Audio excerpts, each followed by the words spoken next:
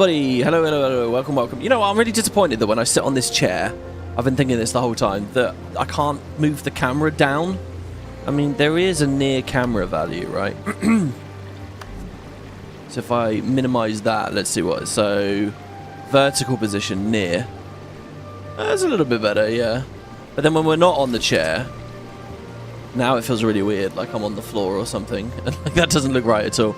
Yeah, I don't know. I want to use chair. I love chairs. I think this dates back to being in Maple Story, where sitting in a chair will heal you up.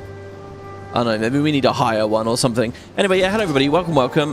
Today is day 3. If you've missed it so far, there's a playlist in the. Actually, I don't think there is a playlist in the description. I need to fix that. Also, somebody dropped a comment saying that there's a typo in the thumbnails for all these videos. Have you guys noticed that? Oh God, that's actually happened twice in the past. This isn't much of an anecdote, really. That's happened like twice in the past 6 months or so. I've like had a part of the thumbnail with a typo on it and not realised until really late, or somebody's had to tell me. Yeah, like the word playthrough has the R in the wrong place or something. Anyway, yeah, so if you guys have missed it, what we're doing is we're replaying through Janthir Wild. It's kind of a bit of a review session. For a bunch of this content, you know, it's been nearly a year. It's been about 9 months. For this particular episode, we are on the first patch. This came out... When did this come out? This came out shortly after Halloween, right? And then there was another patch around February, right? And then the most recent one and the conclusion just released this week. So we're playing back through it all, seeing what we can remember, doing a bit of a refresh. In some ways, this has been quite handy for me because there are little details and little mysteries and things. In some ways, it's not, because a lot of the nitty-gritty and fun lore conversation we've had as this has gone along has been informed by the side stories, the side, you know, achievements, like doing the, you know, the heist with the Lion's Arch creatures, or particularly when it comes to lore, you know, all the stuff about the White Mantle, about Saul, about all this extra stuff, which kind of is main story. You know, as we go forwards to Barvanisos, it suddenly comes to the fore. And I feel like because we're missing that bit, I don't know how much... I don't know whether I've fully reviewed everything I want to. I still feel really hazy on a lot of the details, which sucks, but, you know, we'll play through. So anyway, I want to start today with a couple of little comments from you guys, and I'm phrasing that very favourably, because the truth is it's not a couple of comments. It's quite a few comments. I don't know. Look, don't be mad at me. You guys had some good discussion here, right? There's some good lore stuff. I haven't read every comment. There were a couple more that were basically about the quality of the game, and they're just kind of like negativity spirals, right? We get it, all right? The patches might not be the greatest quality because we're kind of waiting for Project Tyria or whatever. Like, we don't have to keep spinning in circles about that. I had another comment of someone saying that I was being unfair to Kaith, that she really is a parent, that Aurene isn't a pet. And look, I never said Aurene's a pet. I just said it's quite funny that we sort of treat her like a pet. I know someone in chat said, you know, it's kind of like an American parent throwing a baseball for their kid. I don't think you have to be American to teach a kid how to catch. But yeah, I don't know. They made the argument that because she's a firstborn, she raised all the other Sylvari. It's not the same. The Sylvari are born into this life far more cognizant and ready to tackle the world through the dream of dreams than any kind of human parenting. I'm sorry, I don't look, I get that it's a nice story. When I read that comment, I very much thought, look, you want it to be the case. You want her to be a parent. You want her to have gone through this character development. It's a nice idea for a story. It's nice to think she's a cozy, you know, like mummy type character now. It's nice to think that. And I'm not denying you that. Maybe you think it is a nice... I just don't think it's justified. I really don't. I don't think the fact that she's a firstborn and I don't think she had that kind of relationship with Aurene, who grew extremely rapidly over a short period of time, is a beast, all right? We'll try to escape from the animal side of things, right? It's not like... it's not a human having a human child. It's a Sylvari looking after a sentient beast that rapidly grows, gets manipulated and changed by magic, goes a bit mad and disappears for huge periods of the story. So no, I don't buy it. I'm really sorry. That's what upsets me about that scene, that I don't think it's earned, and that's what it often comes down to, really. Anyway, so yeah, that was one thing I wasn't going to talk about.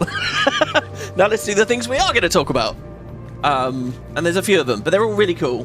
Okay. So, picking up where we left off last time, with the not drinking perfume, well, I've got a little something for you here. Oh, was that? No, it's not perfume. This is orange Fanta. Fanta Zero. I'll tell you guys, I mentioned this before. I cannot justify drinking normal like Fanta or Sprite or Coke or Lil or whatever, Rio. It's just I cannot taste the difference, and it's like, okay, do you want like hundreds of calories in a can or none? Like, it's such an obvious decision to me to always drink the zero variety. Anyway, right, so what we got here? Oh, not that. That was a friend of mine. It looked like a comment, but no. All right, here. Oh no, that was also that was something I posted in the Spud Discord. Oh god, I should have cleaned this up a little bit here, shouldn't I? Yeah, someone said that the Oblivion series is giving them nostalgia because I used to talk about Oblivion on the Visualwood podcast all the time, Oblivion modding, and I don't remember ever doing that, which blows my mind. I can only imagine that was so boring. I can only to do that on the podcast when I'm not playing the game, when I'm not talking to people who necessarily played the game, to go on about that oh god, silly old WP, silly. Anyway, let's take our helmet off here because we're gonna do the /talk emote and we're gonna just chat. There we go, lovely. Okay, so this wall of text here is from Cossage. Of course it is. Cossage always has good things to offer here, though, and this is very good for like the reviewy, recappy idea here. So here's what they say, and I'll try to interject as little as possible so we actually get through this wall of text. Regarding the seers, the staves, the human gods arriving that you speculated on, here's something interesting.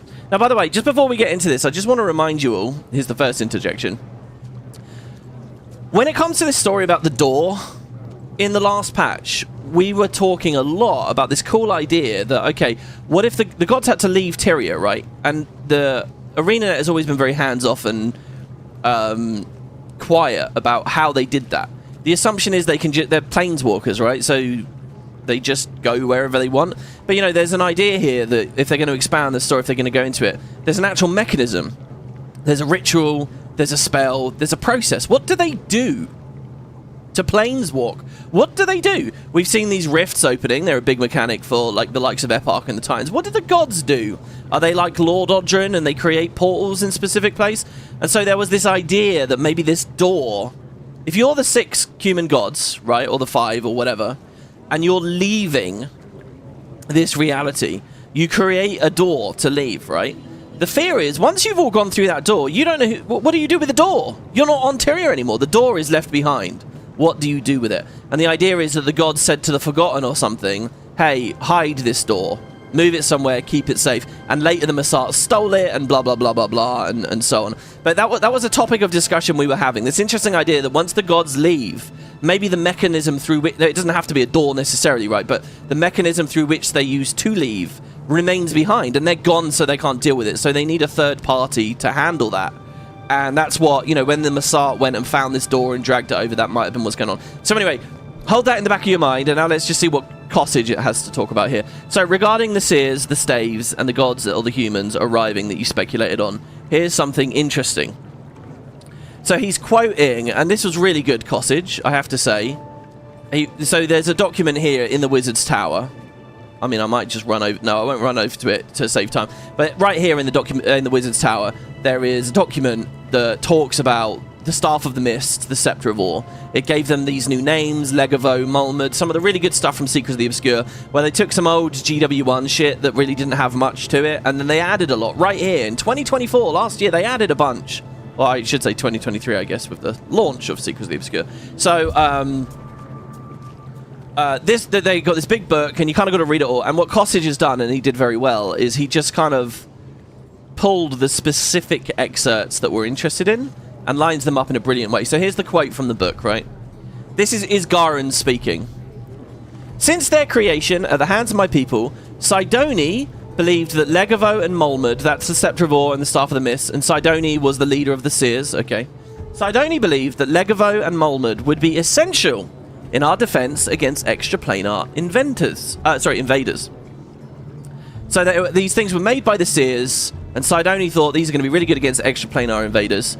I once thought as she did, but we were wrong time and again, says Isgarin. Now, that she is interesting. We'll touch on that in a second. Here's another quote. The Messart would eventually ward their armors against the stave's unique magics.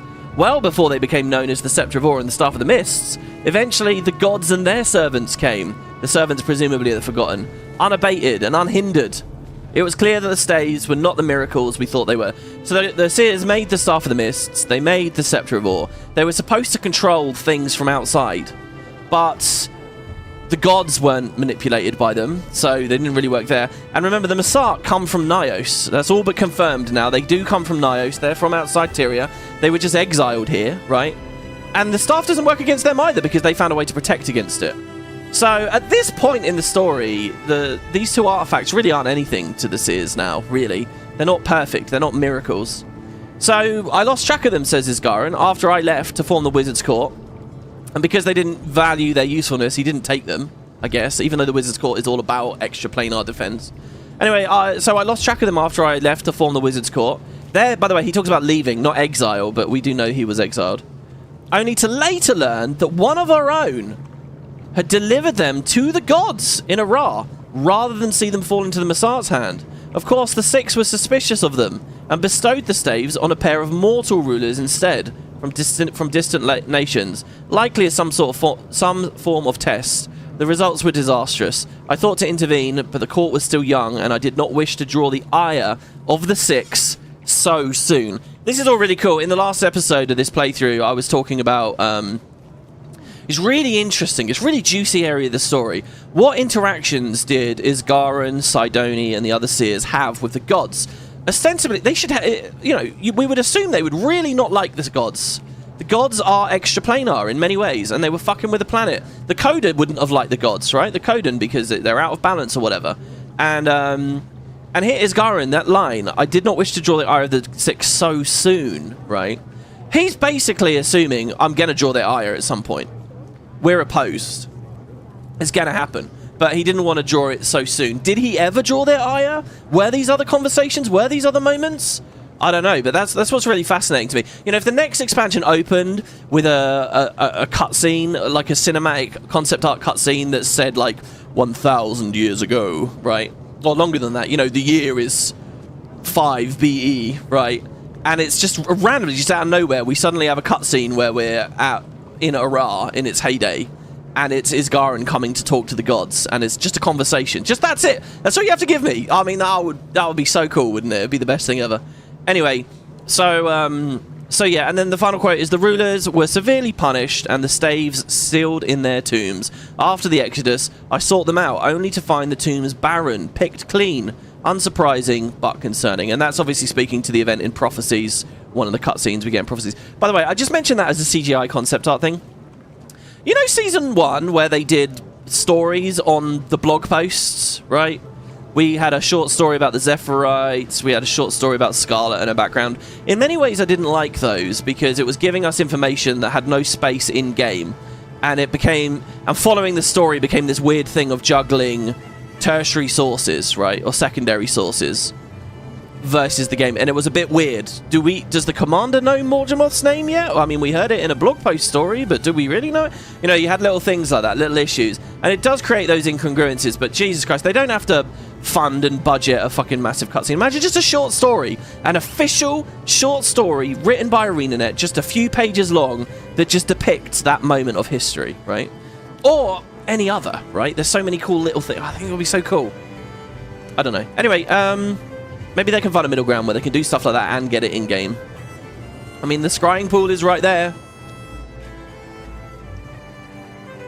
So Kosich says this. Fun fact, Sidoni is referred to as they elsewhere, like in Isgarin's speech, but is called she here. And also, Sidoni has a male voice in-game when we meet the ghost. I guess it might be an artifact from an earlier draft if they intended to have Sidoni identify as a female before they went with the male sounding voice. Well, I think this is probably just a slight mistake from Arenanet. Or maybe not. I mean, look, the thing is, obviously, there's this big moral panic about gender these days, and it's a big topic, and people get really vastly interested in it. Back when Guild Wars 1 came out, that was not really a big thing culturally, I think. I mean, it was there bubbling around, but they wrote the Seers as a genderless society back then, and I think they did that in kind of an alien way, in kind of a just a way to suggest that the Seers were very different and very interesting, sort of like as a novelty to them, really. and so they are genderless. And what I guess happened, that was years ago though, I guess as they were doing a lot of this stuff with Secrets of the Score, they might have forgotten about that detail at one point, and yeah, it was an earlier draft, and they liked the idea of Sidoni being, you know, a female leader of the Seers was maybe more interesting to them than a male leader of the Seers. I don't think it should really matter, but I think that is a thing. I had a comment yesterday as well. In fact, almost every single time I've streamed or talked about that Lion's Arch instance, I've had people in chat or in the comments saying, why is everyone in this room a girl? Like when they get all the free leaders of Tyria. It's not true. They're not all women in that Lion's Arch scene. They are vastly majority women though. And it is, you know, it's writing the same story over and again. It's, you know, I don't think that they ever like sit down and say, it is our desperate ambition to push all the male leaders aside and have all the female leaders come in. But the undercurrent of that definitely has been a thing over the years. So yeah, the Lion's Arch room is very female dominated. There's kind of a thing going on here with Sidoni with that too, I suppose.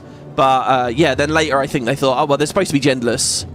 They end up, you know, do the voice acting with a male voice actor or whatever. I don't know. Does it really matter for any of the lore or any of the story? I don't think so. Anyway, there's another mention in the wiki that I've been trying to find about Isgarin and Mabon still being in the process of constructing the World Spire back in the day, so they couldn't keep gods and humans out even if they tried. But given how the gods could have just moved to and from Tyria even after the World Spire had finished construction, it seems the gods would have been able to brute force their way through the Veil regardless. Well, see, so that, remember what I just mentioned about the door? I wonder if the World Spire was being built when the gods first got here, so it couldn't stop them. But when they left, the World Spire was complete, so they had to make this doorway, right? They needed another strategy for exit, and it was the doorway that would, you know, somehow bypass the World Spire, but that would leave the doorway behind. That, I think, would be very cool. I don't know if I'm too in the weeds and too nitty-gritty about stuff that probably will never get definitive conversation. But yeah, I think I vaguely remember that too. It's probably in that... you know the quest where you end up watching the ghost of Mabon and Isgarin out at, like, in Darren Fields with the centaurs and stuff? I bet if it's anywhere, it was in that side quest. Okay, and then finally, what I find curious about one of the Seers, presumably... What I find curious is that one of the Seers, presumably in the aftermath of Yagon and Spectral Agony attack on the Seers, as the Masata mentioned as enemies, one of the Seers gifted Legavo and Mulmud to the gods in Ara. Yeah, so he referenced one of our kind. And the gods were apparently suspicious of the weapons, so they tested them in human rulers' hands with devastating results. I wonder if the Seer who handed the staves over, because it wasn't Isgarin, it wasn't Sidoni, I wonder if that Seer was the kind of maddened Seer the heroes meet in Prophecies. Or maybe someone else. That would be kind of cool. You know, it would be cool to hear about more of them. But in a way, I sort of like that the story doesn't talk about too many Seers, because the point is they are a doomed race, you know, and they are struggling, and there aren't many of them left, and the more characters we get, the less maybe that vibe gets to persist. I don't know. Alright, some quick little comments here. Mikhail says, I need to play BG3 and be a Legion of Bees ranger. I did play BG3 once. I don't remember a bee build in it. Is that terrible of me? Who gets bees? Is that a druid thing? Can druids become bees at BG3? I don't know. Virili says, honestly, I don't think people are giving Absolution a fair assessment. I think it's great storytelling. I think people's main problems with it stem from rushing through the story. We talked about this a little bit yesterday, and wanting the commander to be the hero of everything, and every ending to have everything resolved and everyone happy. I believe the reason they found it anticlimactic are the very same reasons you'll find it satisfying, WP. Truthfully. I only say this because you're playing it in the context of the previous patches, by the way. I don't think it works well if you take a 3-month break before diving right in. I think that's so true. It's true nearly always with Guild Wars. The gaps between the storytelling segments feel brutal, don't they? And it's because the storytelling segments are too short. FF14 has big gaps as well, but you know, I really feel like I sit down and have something quite meaty to play each new chapter they deliver. And I feel satisfied each time. With Guild Wars, the chapters they deliver are too short. I would justify a 5-6 month gap, as long as when I get a chapter, it's a juicy chapter. And unfortunately, that timing, that cadence, doesn't map very well onto the mini-X-Pack thing, does it? Anyway, they go on. They say, things are way better when you take your time and reflect. Read the dialogue after each bit to make... Read the dialogue after each bit to make sure you don't miss what Anise, Livia, or Ludo say. since those guys don't have voice acting yet due to the ongoing strike. I also think it's no surprise that, as always, it's the people who beat it on day one that have the biggest problem with it. I think it works way better in the context of the expansion as a whole. So what you're doing, playing it all again, will give you a much better appreciation than those who rushed through and beat it on day one. Well, I already talked about this a little bit. I'm not sure how many people who are genuinely rushing and beating it give a shit. I only played the story instance that came right before Absolution starts a few weeks ago, and with that memory fresh in my mind, I have strongly felt the first few story instances so far of Absolution have been incredible additions and follow-ups to those. They fit seamlessly, and they work together in a satisfying way, in my opinion. So that's interesting. See, Kerry hasn't played the penultimate patch yet. She skipped the one before Absolution. So I'm hoping when I finally play it with her, we'll do it all together in a batch, and we'll see what their take is. I'm a little bit... I don't know whether you're right here. We'll see. Obviously, I don't want to be too cynical before I've even played the thing. My gut is that it's a low quality... Okay, what is a satisfying, big, climactic ending? To me, it's not really about the story. It's about the delivery of the story in that instance. So, like, when I look at the Balthazar fight at the end of POF, some of it's the writing. The still standing line is fucking brilliant. That's the writers, right? But that was given space and it was done in a cinematic way because it was at the Hanging Gardens of Joko with the incredible skybox and Kralkatorrik looming overhead and a really big, the fight was really well made. There was a lot of detail and effort and work that went into that fight. When you fast forward to, say, the Kralkatorrik stuff, flying alongside Kralkatorrik, going into Kralkatorrik's mind escape and all of that stuff, these were high quality, well budgeted, art infused instances, right? It's not necessarily a thing about the writing, it's about the instances. And my gut, I know nothing, I don't know anything about Absolution, but my gut is that if people are saying it was anticlimactic, it's because the instances aren't hitting where those other big story beats are. Think about it, like the Zaitan ending, the gameplay sucks, but it had that, it was cinematic, right? So I think, and it feels like a big moment for that. So if people are let down, like, so when I reflect on the end of Secrets of the Obscure, and if we think of that as an anticlimax, it's probably because it's just I don't really have any great memories of the throne room fight. The throne room wasn't that distinct from the other areas of Nios that I'd been to. The boss design wasn't that interesting. Frankly, the meta design was way, way, way cooler. When I first played that story, I had skipped the meta. The meta is really good, but I'd skipped it when I first did the end of Secrets of the Obscure. And it didn't feel like such a climax as a result. The end of Secrets of the Obscure itself, not the Nios stuff, but the actual end where we just fight Ceres in the throne room, didn't feel like that much of a climax because we'd already been in that throne room, and it was just kind of... So do you guys get what I mean? I feel like it might be a thing about the instances, the budget, and that, like... There's a lot of moving parts. But anyway, I don't want to linger on this too long, because obviously I haven't played it yet, but when we get there. Alright, next. Awesome Deborsome. One thing to note about a potential new MMO from Arenanet and whether or not they should add PvP at all is the potential... Have you guys noticed? These are just straight up Q&A videos. I used to do like one of these a week, right? They just end up as a part of the streams now. That's so bad as well, because a lot of people don't think I'm active because they don't click the live tab. They don't realize I'm making content. If this was just a video... Well, whatever. One thing to note about a potential new MMO from Arenanet and whether or not they should add PvP at all is the potential discussion it could spark and how it could influence newcomers. So I quite like this idea, by the way. I really enjoyed that conversation in the last part about whether Project Tyria should have PvP. Guild Wars 2 was plagued by this. People were disappointed that there were no guild battles, and maybe they still are, which was a part of the Guild Wars 2 conversation for years. No one cared if it actually fit the game. No one cared that Guild Wars 1 GVG wasn't that popular compared to the other types. No one cared that a very small population of Guild Wars 2 players would have played it anyway. All they cared about was the mind-numbing argument that a game called Guild Wars should have guild PvP. I think we can easily predict the same happening if Guild Wars 3 lacked certain aspects that Guild Wars 2 has, regardless of how popular it is. People will keep talking about the missing feature without thinking about the feasibility of the feature at all. I couldn't agree more with you on all of this. I think you're absolutely right. I think they were mind-numbing conversations. And what annoys me is you can meet that mind-numbing bullshit with more mind-numbing bullshit, but it still won't convince people. You know, like I could sit here and say Guild Wars does have GVG. Guild Wars has guild PvP. Guild Wars 2, sorry. Guild Wars 2 does have guild PvP. There's the arenas in the guild halls. There you go. It's there. They've got it. And that's, no one's happy with that answer. But the reality is, if you're going to give me such a superficial argument as it's in the title, which is basically an argument of technicality, right? Then I'll give you a response of technicality. Technically, there's the fucking arena there. All right, be quiet now. You know, like, I think it was all pointless. I think that Guild Wars had, you know, SPVP was really, really good, fun, well-made game mode, much more bite-sized, much more appropriate than the old GVGs. I do slightly disagree. I think GVG was very popular.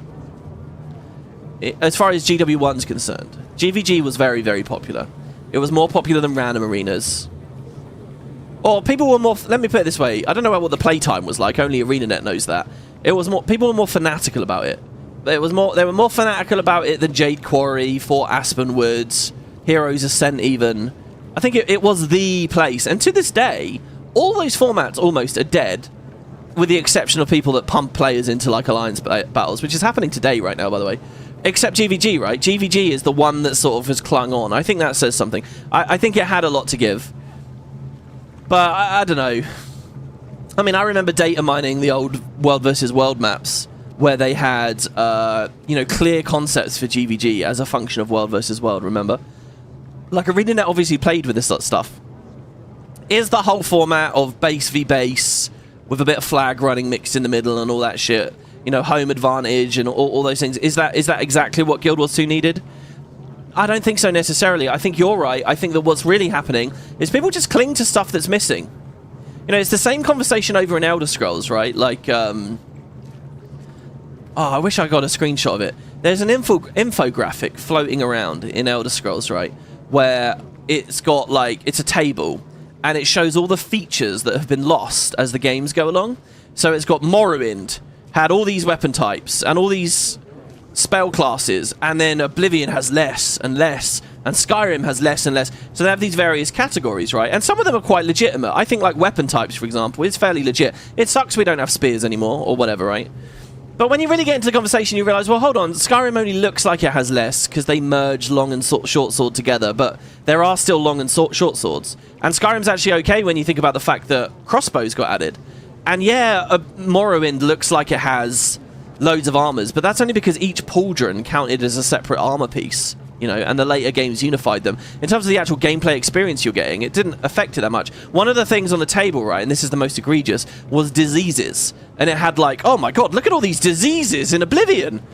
But it's like, you know, that game only had more disease, and Skyrim has like barely any. It's like, but that was just one disease per attribute that might drain, you know, and they all got cured in the same way.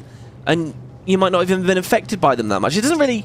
It's completely superficial. And that's how I feel about this Guild Wars stuff as well. I feel like gamers do look at stuff that gets lost, and they don't look at whether it was right or wrong. They just look at the superficial idea of the bullet point. And I think GVG was a lot like that. And I think World versus World and PvP, if Project Tyria doesn't have PvP, and if Project Tyria doesn't have World versus World, you will have people who just flat out, it doesn't matter about the reality of the thing. They will not be happy about that. Full stop. And that's a shame. I think there are a lot of legitimate arguments to be upset as well, though. Right, like if you're a World versus Worlder and you really think Guild Wars did the best Battleground content ever, and I don't think it did, by the way. I mean, Jesus Christ, look at the games that are out now. Go play Helldivers. Go play Helldivers. Honestly, what are you looking for a sub feature of an MMO for? So anyway, yeah, I don't know. It's gonna be tricky for them. It's gonna be difficult. As always, I think Arenanet need to have confidence, and I think they need to communicate their intent confidently. If you're killing PvP in Project Tyria and you believe that's the right reason, explain those reasons and stick by them. Don't waffle, don't vacillate. Oh, maybe we can support it. No. Put your fist down and say, this is the game we're making, and we believe we're making the best game, and cut them out. You know, accept that you're going to hit your demographic a little bit.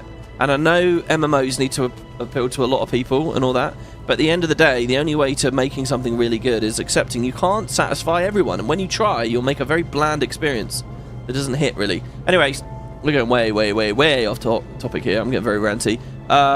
So yeah, next, Nightly Winter. Watching the Wait in Sorrow reveal and how everything shifted to be anti-Isgaran afterwards made me realise that Arenanet is building up to have Isgaran replaced by Waiting Sorrow as the leader of the Wizard's Court. This is more of that lots of ladies in the Lion's Arch instance thing coming up again, isn't it? Especially later on when characters start shrugging off Isgaran every chance they get, including the commander, and already start semi-following Waiting Sorrow's command. I hope I'm wrong on this. I think it would be really bad direction to take the story, assuming we take the wizards with us to the third mini-aspect. I think it would be too, not on gender lines or anything like that. I think that Isgaran's just a really interesting archetype that is not well represented anywhere else in the game. And I think that friction with him and the other characters, and I mean that in a mild way. I don't mean like the full-blown fake soap opera-y shouting matches that they put into JW. I think the tension around a character like that, I think he's really refreshing, and I wouldn't want to see him be written out in that way. There is kind of this idea that they might be building him up to a big conflict with Isgaran at the end of the third mini-X-Pack, though, so I don't know. Anyway, Sammy Bree responds and said, I view it as you can see how each update was created by a different team. One team maybe likes him, another team doesn't, or doesn't care for him. Seems there's no cohesiveness. Almost like Isgaran is a different person in the base X-Pack, then switches in the after patches, if that makes sense. I'm really worried about that observation. I don't think that could be right. I really don't think that's right. I don't think they have 3 distinct teams handling the overall story. There's got to be some directorship somewhere, right? There's got to be something sacred that isn't team by team by team. I think the writers probably have overview of everything. Surely, you don't have... Like, I get it in terms of making content and stuff and siloing that sort of thing around, but I don't know, man. I think that's... That might be how it comes across in game, and that's a real shame if it is, but I don't think that can be true. Knightley, though, says, didn't consider it that way, but that would explain why Isgaran's character seems to be all over the place. The thing is, though, you're forgetting, Isgaran got weird at the exact halfway point of the base release, right? Unless we're saying there were different teams that handled the first half of the story to the second. I just don't think that's right, guys. There's no sense to that. They are rational, adult humans that are trying to make a good product. They wouldn't do something that crazy, I think. I mean, maybe it's the small moment-to-moment dialogue, but the big ideas, no. Although that would make the entire situation even sadder, that would suggest the writers don't think Isgaran as anyone important, not even important enough to create the scene of which they accuse him of. Like, they want Isgaran to be hyper-emotional, irrational, crumpy, crybaby, then by all means, but I would like to see that side of him. Otherwise, it just looks like Isgaran is being bad-mouthed behind his back, and that's so uncomfortable to watch. I feel like I almost never come across that type of story mistake, where character description and what story is shown are 2 entirely opposite things to each other.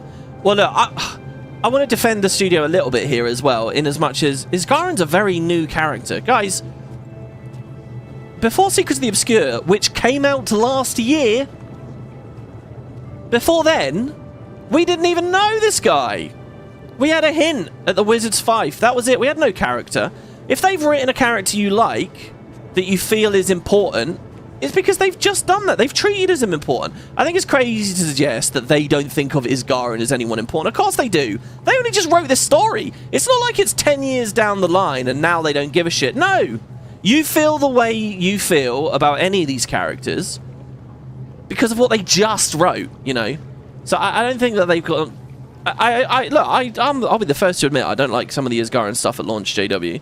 I think, by the way, the most recent patch, the Mistburn Barons patch, Repentance, right? That was Repentance. Isgaran was fine. There was in Repentance, I had absolutely no qualms with anything to do with Waiting Sorrow or Isgaran or anything. I think that all evaporated. So we're only really talking about what we're going to play here today in a minute.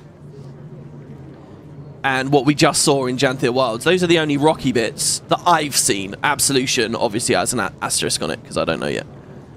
Alright, next. Where are we? Jeez. Here? Arvin says, hey, WP, quick heads up, the thumbnails have a typo. Yeah, there you go. I was going to talk about this now. And also says, while Absolution wasn't the best, I don't think it was as horrible as the community is saying.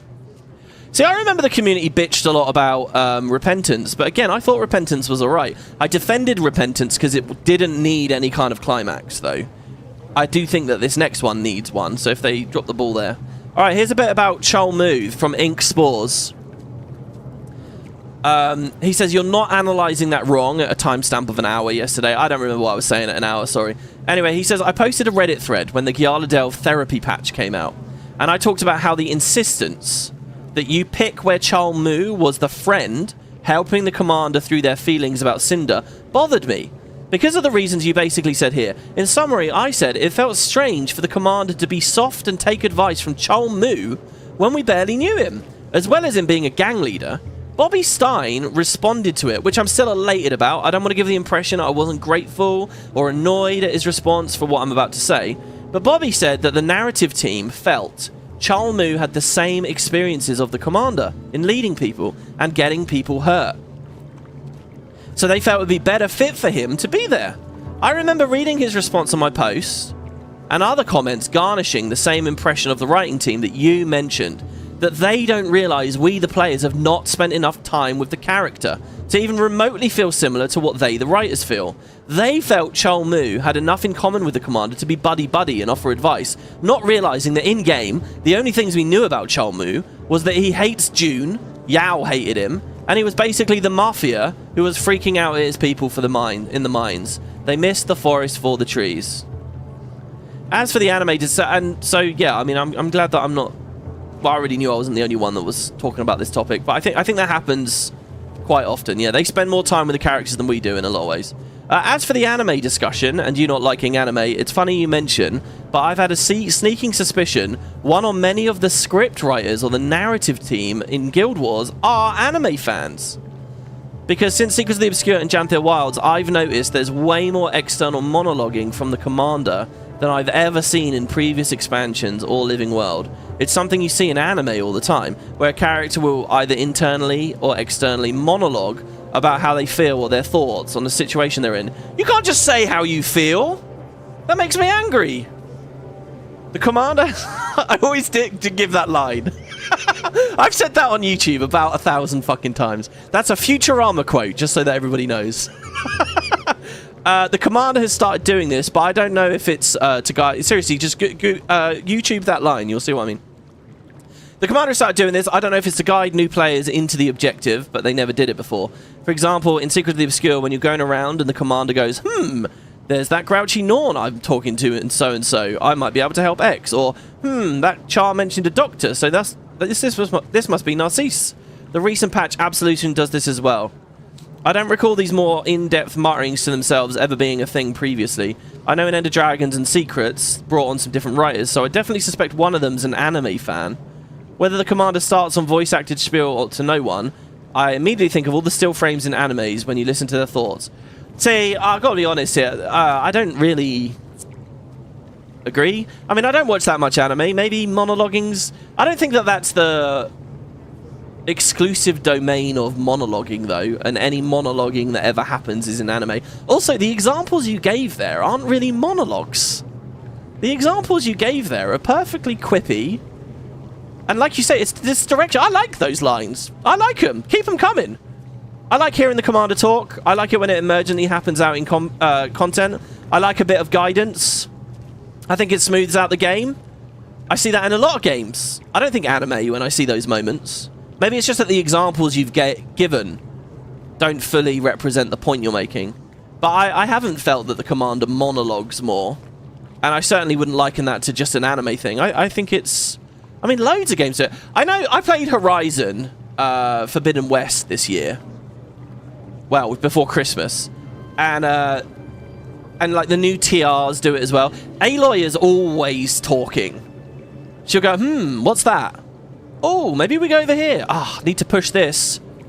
Maybe my pullcaster can do so. Is it called a ropecaster?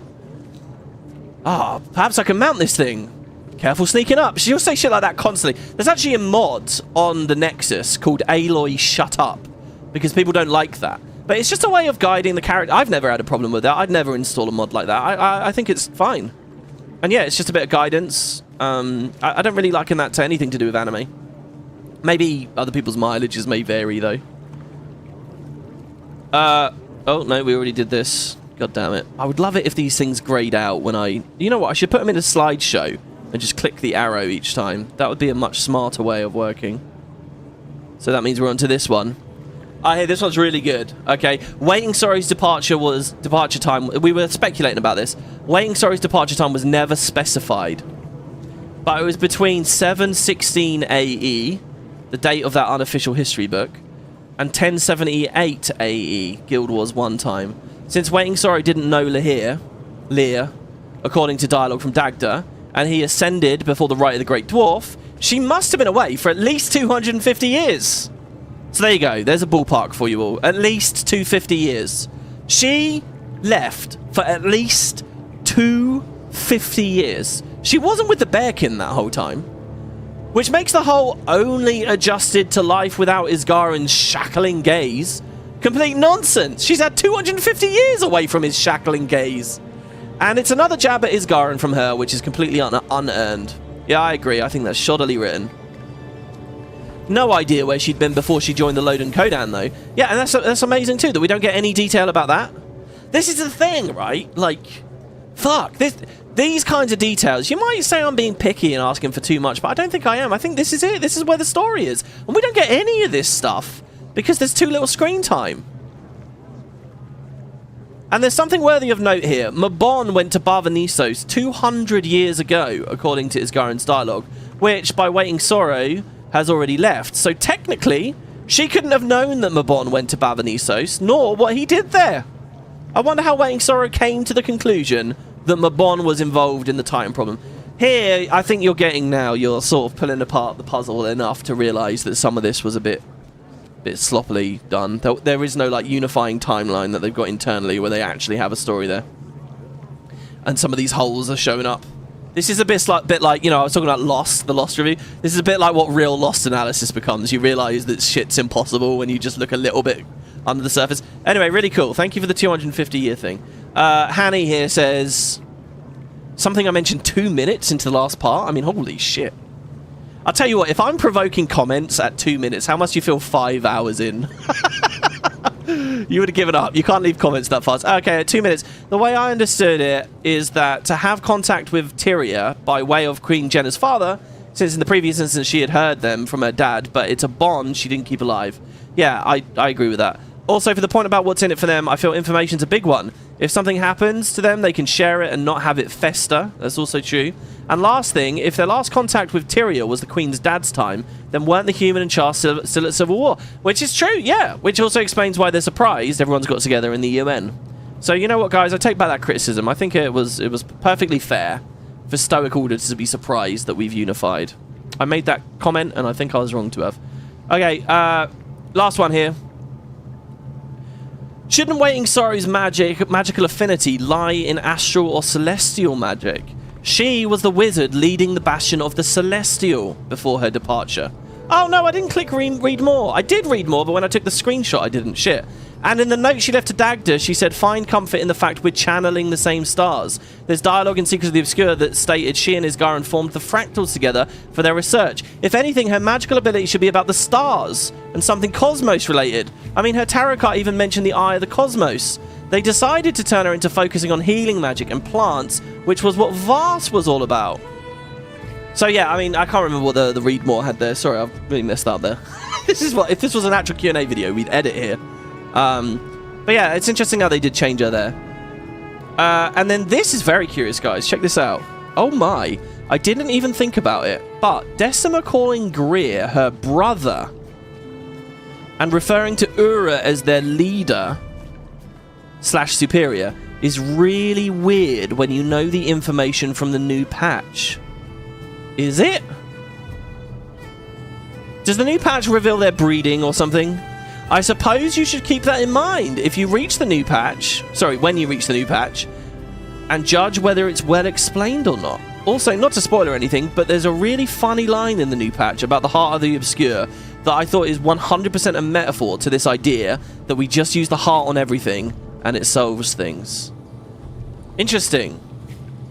Very interesting.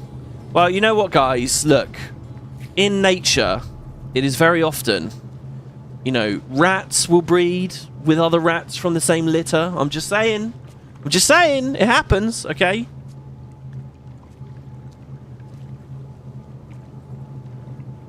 Sorry, here's the last one. Sammy Bree.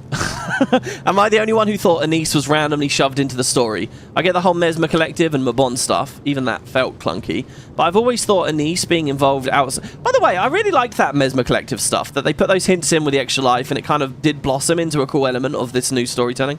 Anyway, but I've always thought Anise being involved outside of the Alliance meeting was kind of weird, given the wizards were so secluded.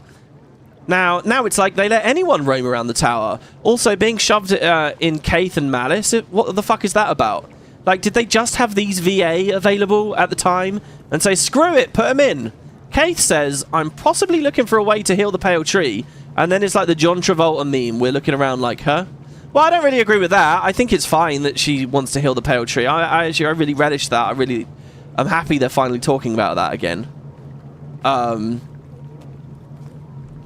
And the fact that Kaith has a new quest now that Aureen's out of the picture, that's all natural to me. However, this little theory that they only had certain VA available and that affected the characters we get, maybe there's something in that. I don't know. So my big argument, right, is Ephraim, not Malice.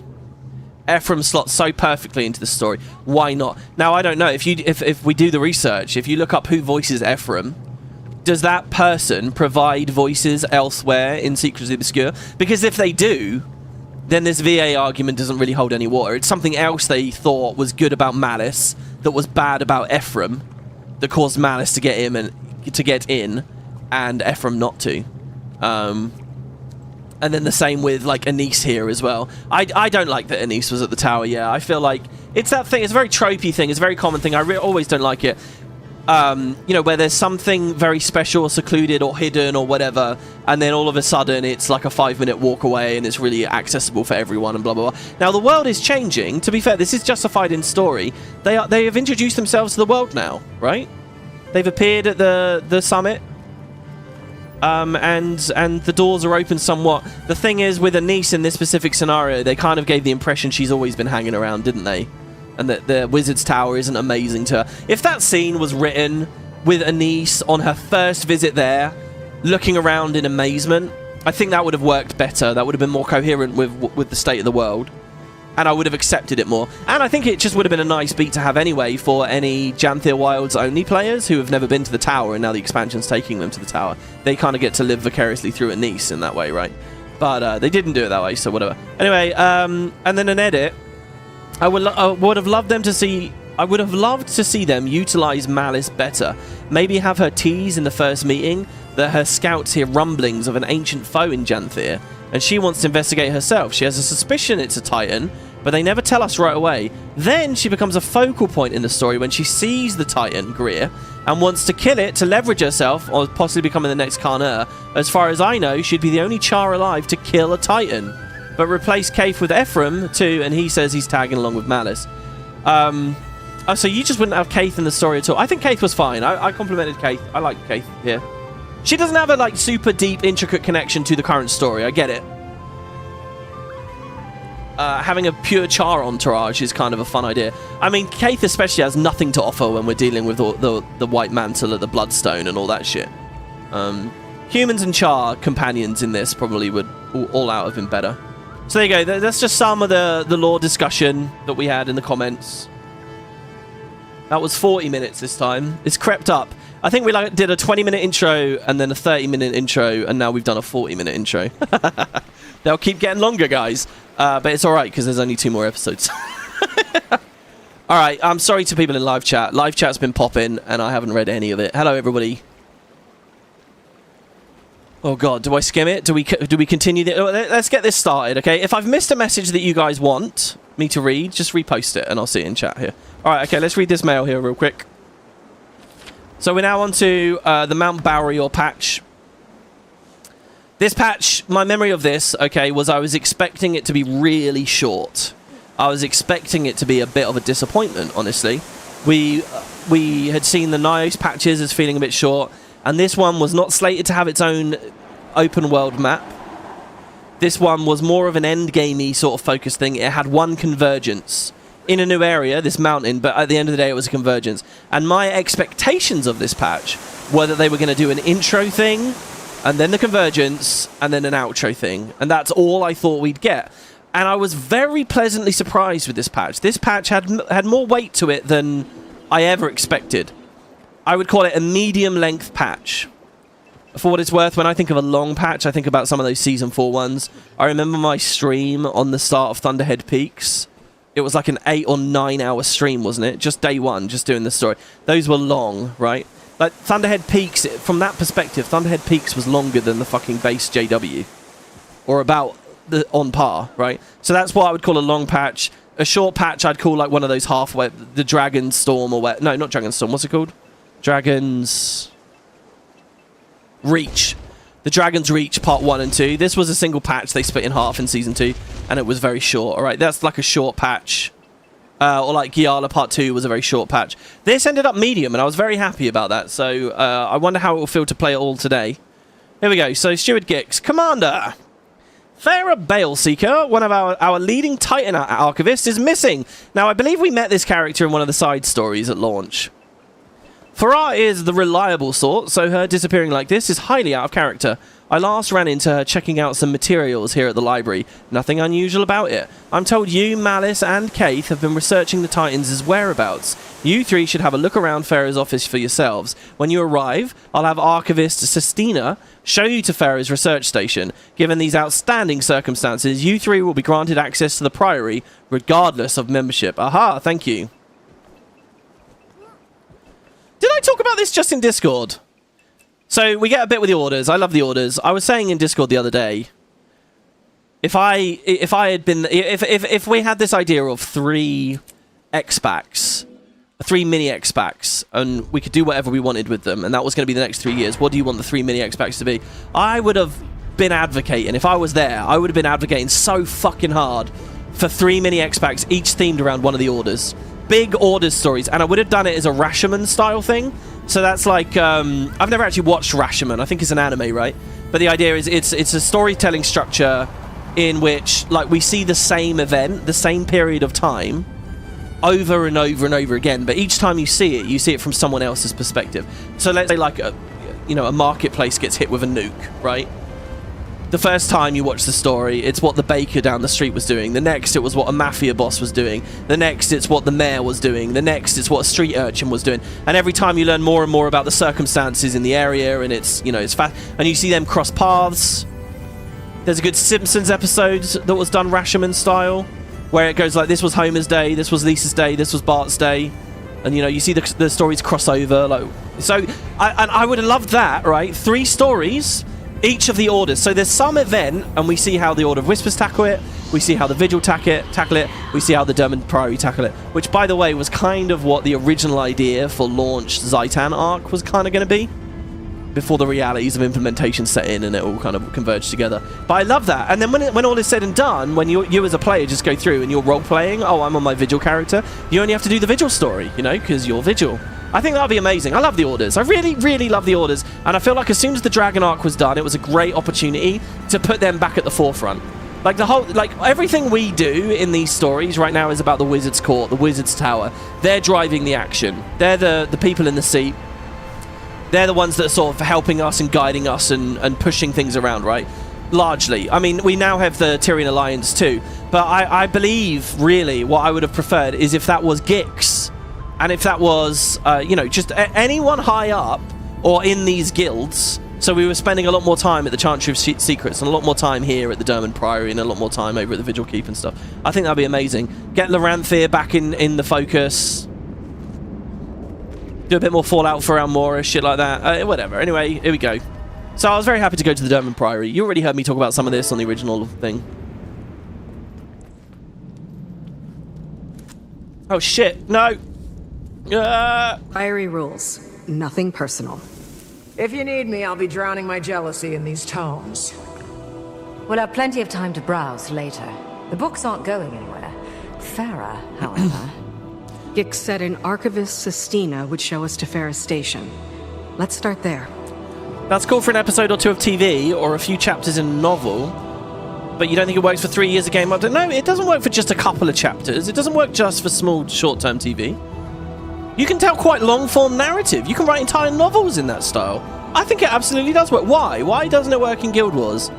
You don't think it works for Guild Wars 2 storytelling being so closely linked to maps? Well, that's because when I say an event, you're thinking about a place. My example was like a bomb going off or whatever in a specific place. But I don't. The event can be the arrival of a god, right?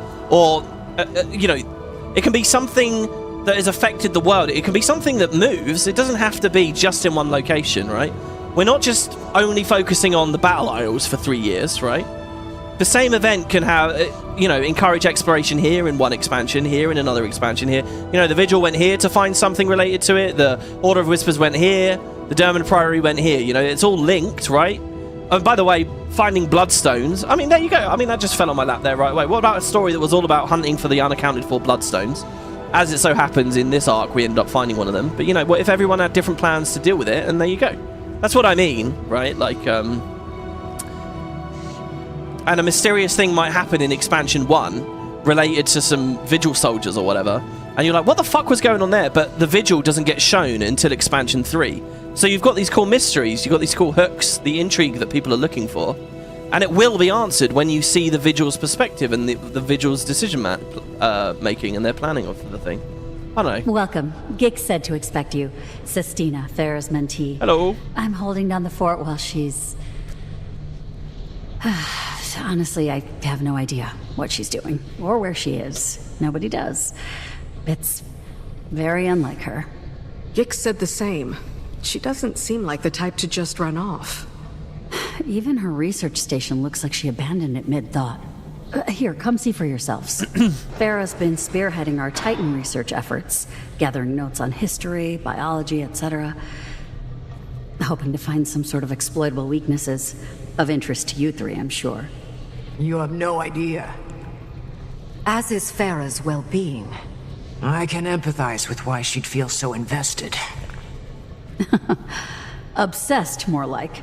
Your last encounter with that third Titan Ura sent Farah down an absolute rabbit hole. I've known her to get absorbed in her work, but this time, she was a woman possessed. Leading up to her disappearance, she was buried under tomes at her station all hours of the day. I wondered if she might be sleeping there. And then she was gone. Here we are. Buried under tomes. You weren't kidding. I've been trying to sort through it all. Thought maybe there'd be some clue in her research as to where she went. But, as you can see, it's a daunting job for one person. We'll take it from here. Let you know if we find anything.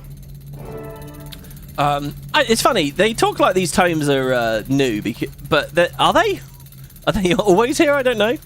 Emily says, oh, so 3 different related stories. Different but related. Yeah, basically, yeah, is what I mean. And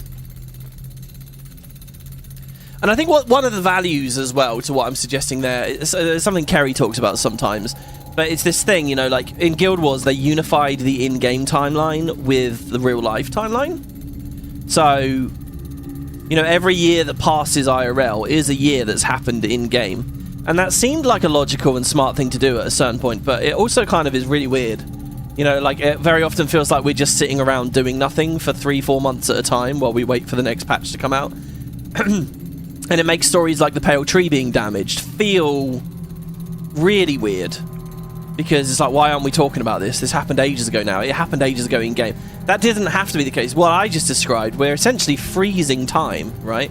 We're essentially saying, okay, we're going to spend three real-world years talking about this couple of months period. The event when, you know, all of the Sylvari suddenly wilted and died, except a few. This was an event. There's a story around it. It takes 3 months to tell. But that's going to be the focus. We're going to see different people interacting with this story over the next X. And by freezing time, you do escape some of these weird, illogical, strange elements of Tyria. Because they unify the 2 timelines. I don't know how much average players think about that sort of stuff, but I don't know. Alright, Faraz's workbench. Anything of note, Commander? Well, yes, though it probably doesn't help our search much. It's some notes and first-hand accounts by the Coden. And us. Suppose the Ward would keep the Priory informed. The Coden accounts seem aligned with ours. Spawn titans led by progenitors, strange communication methods, bloodstone thirst. Probably doesn't help our search, but it's good info. Let's take note, but keep looking. WoW tried doing that with time and they realized it didn't make much sense. What do you mean? Which did they try? Did they try freezing or did they try syncing to real life? What was the thing that didn't make sense? I don't know which side of the argument WoW ended up falling on. I mean, Guild Wars in a lot of ways also already does time freezing, right? Like it freezes each map that you're in that specific lens, that specific frame. I don't know, there's a lot about MMOs that are weird with time. You know, when you look at like dynamic events and how they're very secular or questing, and it's the same thing over and over.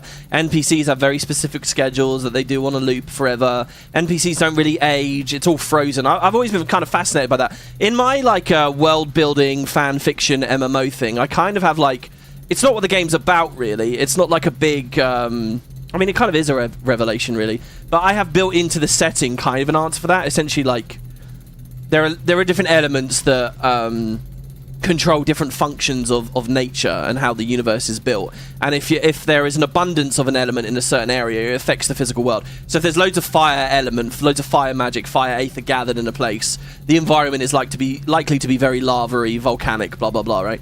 But there are some very complex less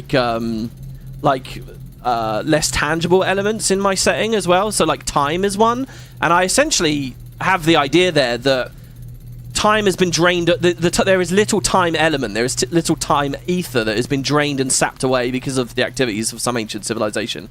Oh, I won't get into, but basically, this planet has a deficit of that, and the planet's called stasis. And because of that, things oddly, the people that are there don't realize it's happening, but things are oddly cyclical.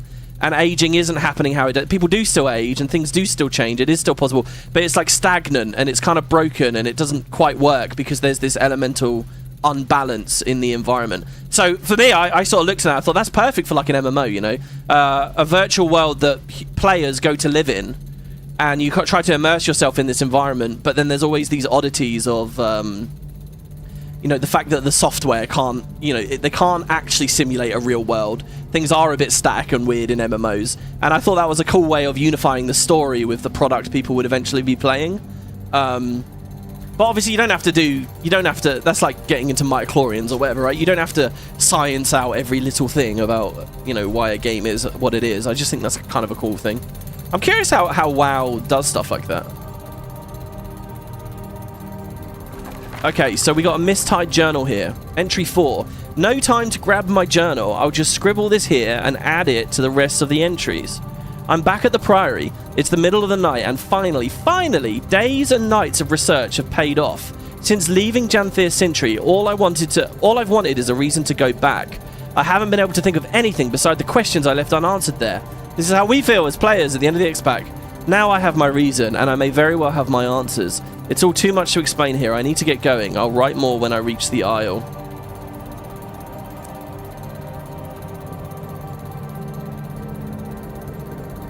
What is she trying to... What did she answer? What is her revelation? I don't even remember. Because we already found a way to fight them in the core game, didn't we? Well, that apparently wasn't a real clue. What about this one?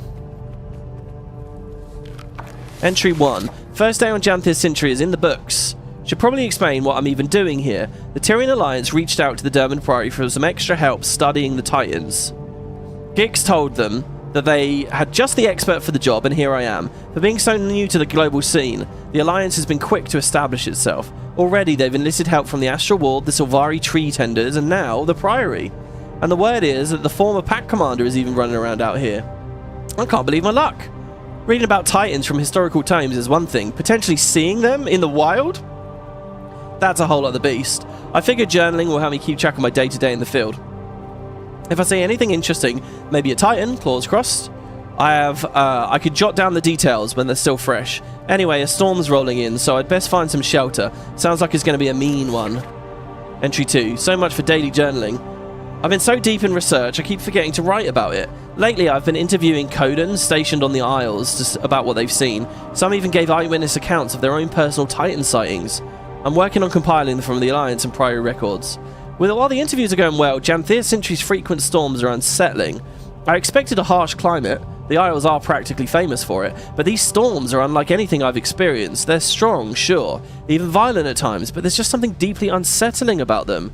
They're also peculiarly consistent, and because of that, I can't help but wondering about them. So I've made it a little side project of my own to learn all I can about them, and I hear the rumblings of one brewing right on cue. The point is they communicate through the storms, don't they? But is it just Decima that's communicating through the storms, or...? My brain is going so fast I can barely write quickly enough. Turns out my side project, studying the Isle's storms, is going better than expected. I've been asking around, and according to those stationed here a while, the storms in Janthir Sentry worsened around the same time the Titans first appeared. Even more curious, the Titans appear to thrive in these storms. Why, I don't know for sure, but my guess has to do with Bloodstone. So by the way, if the idea is the Titans bring the storms, but there were always storms, isn't there kind of a suggestion of a big-ass dormant Titan there anyway? Before these recent ones showed up? Kind of like what I thought Ura might be like, and then ended up not being. Several accounts of the Titans during mist-tide storms report them feasting, especially ravenously on bloodstone shards. Once satisfied, they act particularly energized and aggressive. This effect is even true for those appearing injured or in poor health beforehand, and for whatever reason it only seems to happen during the storms. So many thoughts here. Is there something in these storms' energy that bolsters bloodstone? Would explain the amplified effects and also why they feel so off. If then, what is this energy? Where do these storms even come from? Previous reports suggest that the Titans negatively impact nearby ecosystems. Could their appearance have made the Isle storms even worse? Maybe, but it doesn't explain their effect on Bloodstone. Still, I feel I'm onto something here. I just need to keep searching for answers. I don't really remember where any of this is going. Jesus Christ, that's still not a clue. What about this book? So, symbiosis of progenitors and spawn. After killing multiple Titan spawn with his hunting party, Lowland Coden, born from Thunder, speculated that smaller spawned Titans were acting as ancillary limbs for larger progenitor Titans. Battle accounts from the former Pact Commander and allies support these claims. We know these progenitor Titans to be Greer, Decima, and most recently, Ura. See, I'm not even used to using that term, progenitor Titan. Like, that didn't come out of my mouth once through any of this series here. So Greer, Decima, and Ura are progenitors. The Titan spawn are spread out across the Isles and have made landfall across Lowland Shore, threatening the Coden inhabitants. While their exact origin point is still unknown, early sightings place them near Mount Balior. Accounts from Lowlander Rainless Meadow cited the progenitor Titan Greer as having a glowing inner core exposed upon damage to his body's exterior armor. A similar core was seen by former Pact Commander and allies during an altercation with Decima, suggesting a biological consistency. Both accounts note the core's sensitivity to outside forces. I like how we've got all of this, and the GW1 hero just fucking ignored all this shit and just hit him. The GW1 hero didn't know about the cores. He just smashed. He just pressed energy surge over and over again. Okay, no, but, you know. Communication practices. A great many other elite skills are available. Accounts of the progenitor Titans suggest an ability to communicate among themselves and with their opponents across great distances using storm-like calls and other interspecies communication. This information has been confirmed by Astral Ward Scout Branwyn, the former Pact Commander, Kaith, and Malice. So there you go, storm-like calls. Bloodstone, restoration and regeneration. Concerningly, accounts from Astral Ward member Paler claim that progenitors and spawns alike seem highly drawn to Bloodstone. Many have been spotted feeding upon Bloodstone shards to promote regeneration, in addition to requiring additional rest. Similar findings were noted on field research conducted by the former Pact Commander, Kaith and Malice. Indeed, and that's what we were basically figuring out in the metas. Whoops, I just C-splitted. Very confused there about why I moved. Got another book here. You look focused, Commander. Find something? Maybe. It's about the Titans and their environments. Kaith has her own section in this one. I remember this. Oh. You're talking about Greer's effect on the swamp ecosystem. One of the lowlanders made similar comments. Don't even remind me of that putrid place. This must be from when I was speaking with the tree tenders. What else? Mentions the Titans merging with their environments, and that Ura's steam walls might be a clue to her location. Now we're getting somewhere. Where there's steam, there's... A geyser, perhaps? Farah seems to think so. Oh, she suggests Mount Balior. Well, what are we waiting for? Before we go chasing geysers up and down the aisles, let's be sure there's nothing more to see here. I remember this. This was a weird instance, right? There's 6 things to interact with. 3 books, which I just found in a row. And then 3 voice-acted scenes. But this is clearly referencing one of the books we already read. It feels like the way this scene is this instance is supposed to be structured is I press F, I read the book, I close the book, and then they talk immediately about the book I just read. But instead, I read a book somewhere else in the basement, and then I find this book, and then they talk about... It's like they're desynced. It's like there's 6 objectives when there should only be 3, really. Anyway. Oh, sorry, over in chat about the WoW stuff. What they experimented with was syncing to real life, and they decided it didn't make any sense. I see. Sorry, should have been specific, he says. It was a few expansions ago. It wasn't really front and center. Nobody really cared, so they scrapped it. I think that says it all right. Here I am rambling about it, but who would really care? During Battle for Azeroth, Horde and Alliance were having different sides of the war stories. I thought it was really cool, but they haven't done something like that since. It got a mixed reception, as people only got half the story, as in Horde got their hands on a big artifact, then suddenly it's gone because apparently during an Alliance quest, they stole it. So they kind of had the reverse of what I was talking about and managed to confuse people with it. WoW world building and lore is really good, even on retail, despite some people saying otherwise. It's definitely worth checking out someday.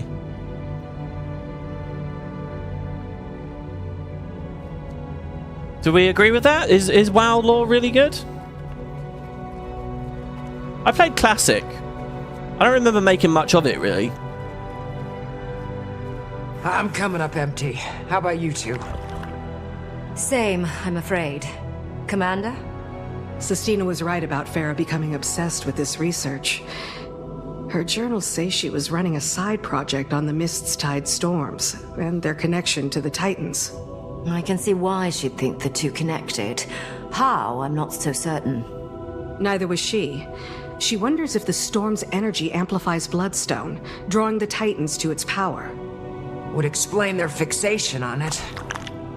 She's still not sure what the energy is, or if the Titans influence the storms as they do their other environments. Well, at least not where the journals leave off. Maybe she found a lead and rushed off to test it, confer with someone, panic. Hopefully not the last, or we may need to do the same. The thing is, WoW Classic didn't really have a main story, as far as I could see. WoW Classic is almost a different genre of it. I hate the fucking term MMO, right? Because it's a different genre to what I'm playing right now in Guild Wars. Even in Guild Wars 1 was a different genre. WoW Classic, I thought WoW Classic, guys, was brilliant. I thought it was one of the best games I've ever played. Genuinely. I really liked it. It gave me, it was very, and it's old, obviously, but it was very refreshing to me. I thought it was really good because basically what it was, as a product, what it was doing more than anything else, it wasn't preoccupied with giving you a linear sequence to play through and a structured story in a box. It was a role-play sandbox. I don't even the word role-play I'm a little bit nervous about there, but it was a world to live in. That was it. That was the glory of it. That's what it reveled in. Here's a fucking place that exists, and you can go there, and there'll be other players in the area, and that's it. You just live there and do your thing there. And if that means leveling up and getting stronger, if that means helping, you know, individual people, if that means role-playing around towns and stuff, that's it. You're just in, and I think there's something profoundly strong about that. There's something really, really cool there. Nowadays, they're more, you know, a lot of these games are much more, oh, they have to hold your hand. And it's not about just, it's not enough, there's not novelty enough in just living in one of these online worlds. Okay, we have to do something. There has to be content. There has to be something new to go. We're always chasing across the horizon, right? And you get shit like this. You get Living World, you get expansion stories and stuff. But WoW Classic was not that. It was just, hey, go here and live. And there's a sense of progression, of course, but it was done through the mechanics, the leveling. And yeah, then you get player churn at the end when they hit max level and they've done the dungeons and stuff. It's like, well, what do we do next? And then they'll end up leaving. And that, again, is why I believe in grindy leveling. I think the longer leveling goes, the more people get to live in that phase. But anyway. Right, we already read this. Why it was lit up again, I don't know. So I've just got to find the almost arbitrary nodes now that will cause them to speak. I remember streaming this originally and taking a long time to find them all. And I think we'll do it again. Wasn't one upstairs? Isn't there an NPC or something upstairs? Or was something hidden, some reason to go upstairs? Oh, that's weird. I thought I could interact with that painting for a second, but I was imagining things.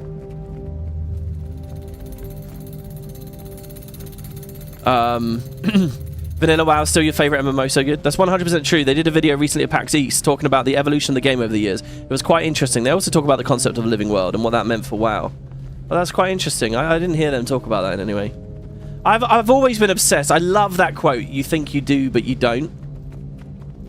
I think it's really, really, really brilliant. I think it says so much. And that story of how the community reacted to that quote, how people still shit on that guy for making that quote, for saying that.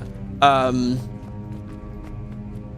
it says so much about, like, you know, players think they know better than devs, even though devs definitely do know better than players.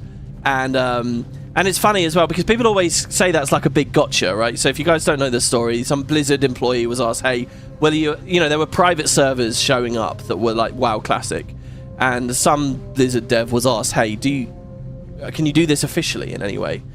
And he said, you think you want it, but you don't, which is very arrogant, but you know, that was his stance. And of course nowadays he looks like a complete fool because they ended up doing it officially and it's a big hit and it was a big success. But that's a trick, that's a lie. People will say that online, but no, the dev was right. They didn't just dump WoW Classic up, right? They patched the fuck out of it. They changed huge amounts. They got rid of loads of tedium and bugs and grindy and shitty elements. They kept it a very pure experience, but they rounded out the rough corners to get it to be what you want. You wouldn't have wanted the original actual WoW Classic to come back. You really wouldn't. And I find it so funny that people act like there's a gotcha there when there is not a gotcha there, you know? And sometimes, you know, that scrolling looked rather arrogance frantic. is earned. Should we be alarmed?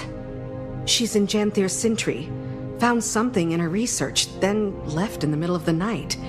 Doesn't say what. Did she give an exact location? No, but the area near Mount Balior still seems like our best bet. Let's tell Sistina what we know, then move out.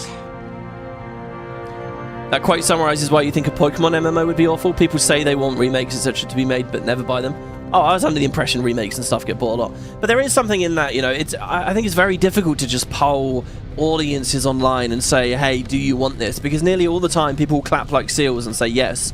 You know, you got to consider, like, forums, subreddits, you know, communities like we've got here on YouTube. We're self-selecting, you know. If I go to you guys and say, hey, would you like a Guild Wars 1 remaster or remake? One of those either.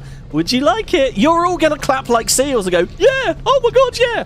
And it's like, there's the impression that therefore that makes it worthwhile. But who the fuck knows? You know, like, we're obviously going to say yes. The point is, how much money are you going to spend? How many randoms out there will buy it? Will it break even in that way? And the answer looks a lot more grim. But because the question never gets proposed to those out there in the more general public, then, you know, so it's this funny thing, you know, it's like how cults and any in-groups form, right? It's a very small community with a very specific opinion. The whole world doesn't think the same way, but, you know, because you've got a room of 30 people around you, it feels like all of a sudden you've got a really popular idea or opinion or thought about the world, when you don't. But, you know, we're humans, we're these small biological little creatures that are used to living in little villages and little tribes, and the truth is, to convince any of us of anything, we only need about 50 people. And then when you get on the internet, you can find those 50 people on any subject you like, right? Like, you can create a community that desperately believes injecting live worms into your veins is the key to immortality. And I tell you what, you get those 50 people, when there's 7 billion to pick from, or let's say, you know, 5 billion that have internet access, 3 billion that have internet access, right? When you've got such a big number, you can get those 50 people, and they'll believe it, man. They'll change their whole lives around it. You can convince people of anything. So, you know, to a lesser extent, it's also true when you look at small communities dedicated to old games, like Guild Wars 1 fans. You can't get a read on the true answer to whether it's worth doing a Guild Wars 1 remake by asking them. You can't.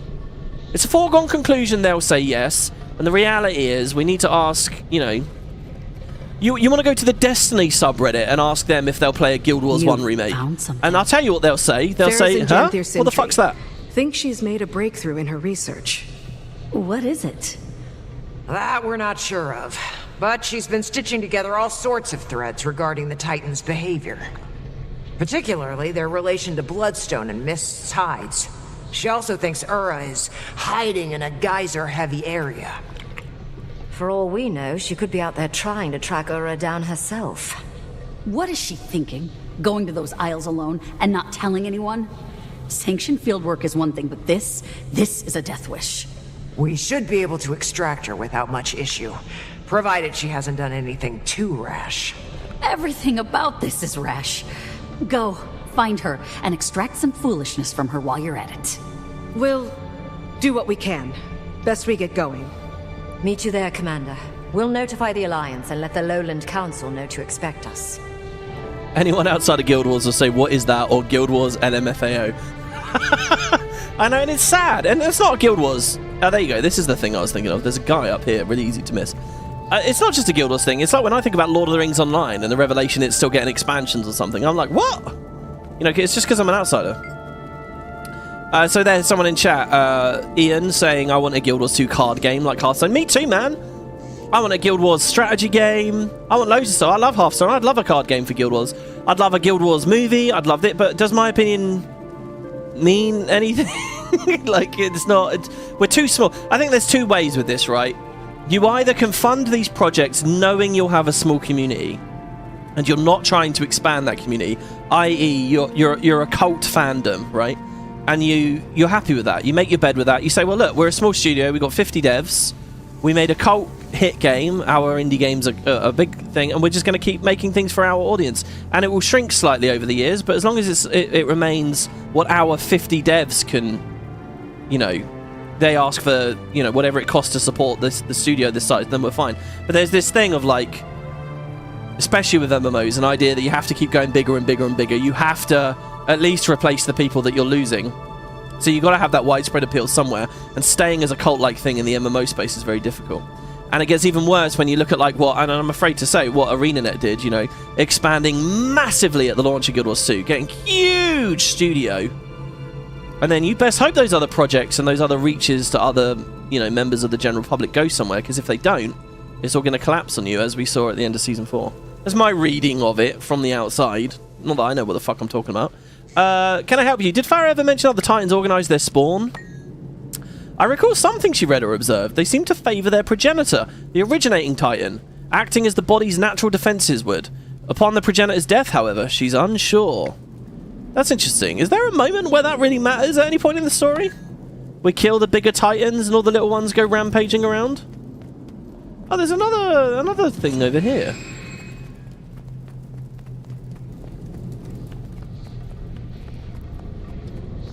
Steam and Epic is helping more normies play good. I think that's true. Obviously, these digital distribution platforms are very good for creaking the door open and getting new blood in.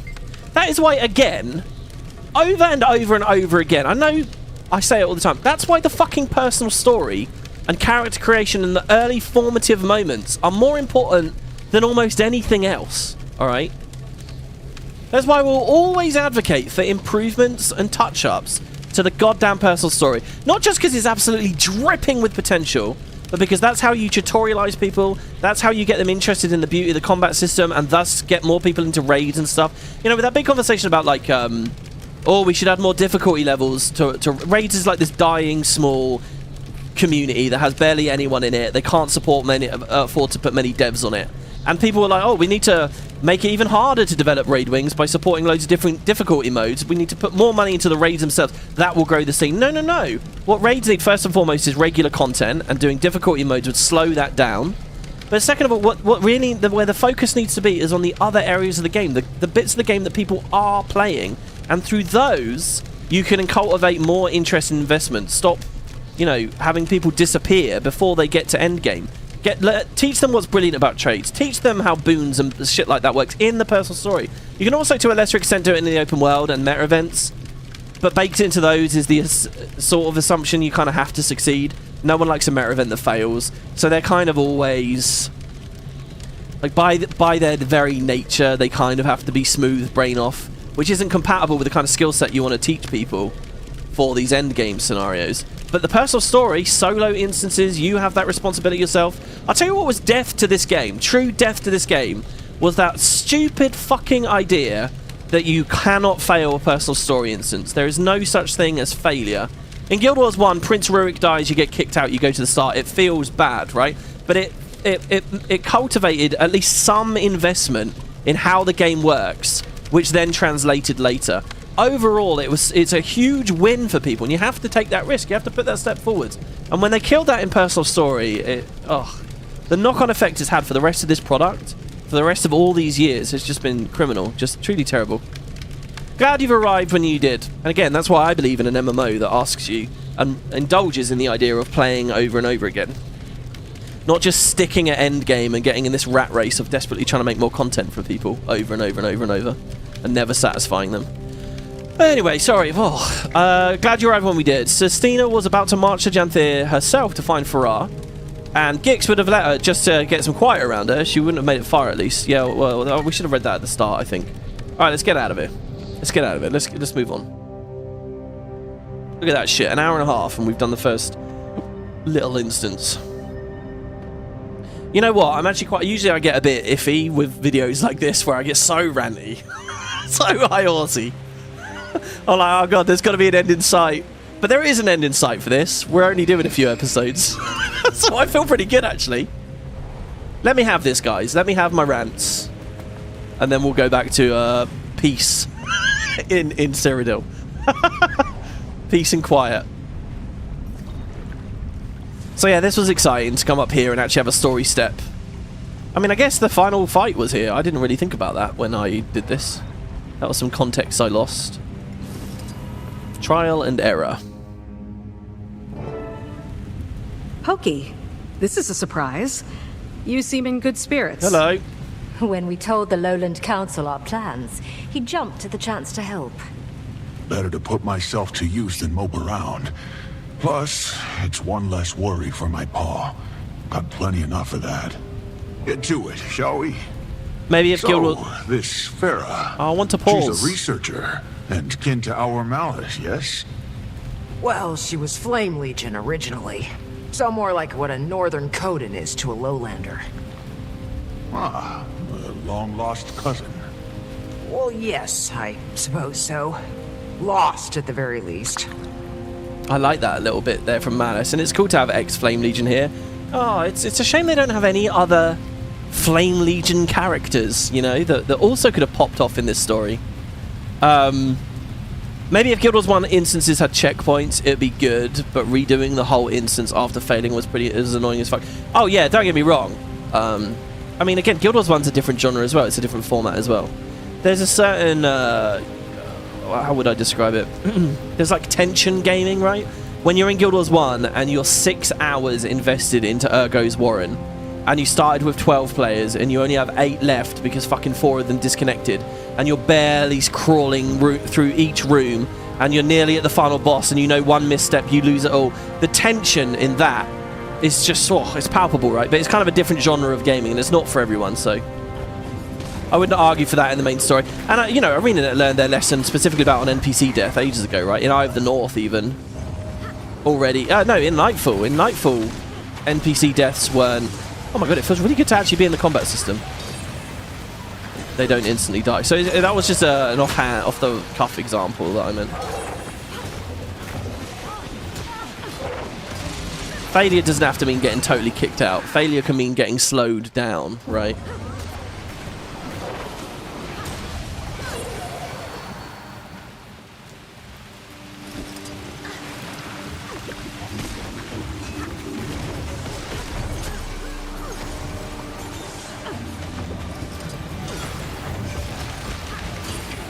I really like Spear. And I don't mean that because it feels really strong, because I don't know whether necessarily the way I'm running it at the moment it is that strong. But I like the flow. It's very kind of static. It's freeform enough, but it feels good. The animations are really extra too. Seems they're timetables of storm patterns, and they match Farah's writing from the looks of it. Unless the field sprouted notes of its own. I take it we're on the right track. And then it was all broken by Ergos doing a gigantic monologue near the final room. See, it's funny, I really cherish and remember having experiences like that, but it's exactly that thing where it's like, I'm not sure how willingly I'd put myself back into them. More pages ahead. Which kind of says it all, really. Carrying needed supplies on foot is heavy enough. Who drags along their weight in paperwork? So these were new models, right? These fumarollers. These were not in the original patch. Am I wrong? Interesting. Titan spawn! We're surrounded! Weapons ready! Can't finish a damned thought without these things interrupting. These are like the sulfurous ones. I don't know if it's because I'm just very chatty and we've got chat going and I'm focusing a bit more on it. I feel like all the dialogue in this instance so far I've not really been paying very close attention to. And I feel bad about that, but it's sort of phatic speech, isn't it? It's not really... Well, no, we paid attention to the intro stuff. It's just lines like this. Titan spawn, we're surrounded, can't finish a thought without these things. That's all of them. As I was saying, We don't have to there pay are deep field attention to notes that on stuff. spawn emitting steam and sulfur, characteristic of Ura. Aligns with Farah's work. If she's documented them, I'd suppose she's met them. But is she equipped to defend herself? It's rare a Priory scholar is also skilled in combat. I'm an exception. Best we get to her before any more spawn do. Burn me. Farah, hold on! We're almost there! Factions had them as NPCs, allies, and they couldn't die. Nightfall, you had them as heroes in your team, and they could die. EOTN had them as allies, and they could die. Yeah, Factions has allies like Menlo and Togo, and if they die, you get kicked. In Nightfall, it's either a hero in your team, like this mission requires Kos, or it's an ally. Like Cormir is an ally with you in a lot of missions. She spams incoming, and then when incoming changed in that balance patch, she's actually really useful and fun for that. And then, yeah, EOTN is another mix again. But they would die and respawn as allies. They die and respawn. They just stand back up after a little while. That's my memory of it anyway. And I should have an okay one. I was playing it this month. I've honestly... it's been a bit weird for me past couple of days because I've sort of had the itch to go in and play a bit more Guild Wars because I've been on a Guild Wars kick. And it's like, well, what would I do? I always hate it when you get to that moment. What would I do? In a lot of ways, I kind of want to do a pre-searing, but I saw there was a post on the GW1 subreddit yesterday. A guy got Legendary Defender of Ascalon. That's level 20 in pre-searing. He got it in 20 hours. 20... That might sound like a lot. That's nothing. Apparently, he streamed the whole thing on Twitch as well. 20 hours. That's amazing. That's so cool. Apparently, he just followed the wiki information. It wasn't like some specific strategy. Should be all of them. Are you hurt, Farah? I'm fine. It's my study that's ruined. You killed my specimens. Oh, I'm so sorry. You were cornered. What was your exit plan? Paper cut them to death? It's called observation. Just because you see something doesn't mean you have to kill it, you know. Force of habit. Regardless, going in these wilds alone is a fool's move. As is not telling anyone you're here. Gix was so concerned he asked us to track you down. And Sestina is worried sick. Worried wyverns, those two. Figured I'd be back before they noticed. Guess it has been a few days. Well, since you're here, I've got a job you might like. Puts all that aggression to use. Follow me. What's this job, exactly? Testing a theory. So, those spawn I was observing, I'm certain they're Urus. But for now, take a look around. We're not far from the sulfur baths, but notice the difference? I'm not sure I like this instance. It smells less like a rotten egg in a smelting oven. True, the air is fresher and clearer. Don't see any steam, do you? Nothing to cloud out the sun. You've been charting weather patterns here. Why? This is pretty. To A lot of keep people in the track comments have been saying of how good him. this map looks. I like the very fluffy looking tree. So obviously they're going to treat it like there's a giant monster here now, and it's got a big basin for it and everything, but it's just a tiny little Titan, isn't it? I wonder if there was I think I remember a patch note that tweaked it, but they didn't make it bigger or anything. WB, have you seen the mini for the funeral? It's massive. No. Each day he ventures further out, expanding his territory. But the moment the rain clears, he scurries back to the baths. Whoa! You've been studying the storms. Your notes said they seemed to bolster the Titan's power. Appreciate you keeping up on my work. Now you can help me test that very theory. And better we do so with the spawn before we face its progenitor. He's large enough to approximate Ura, physically and biologically. But he's weaker.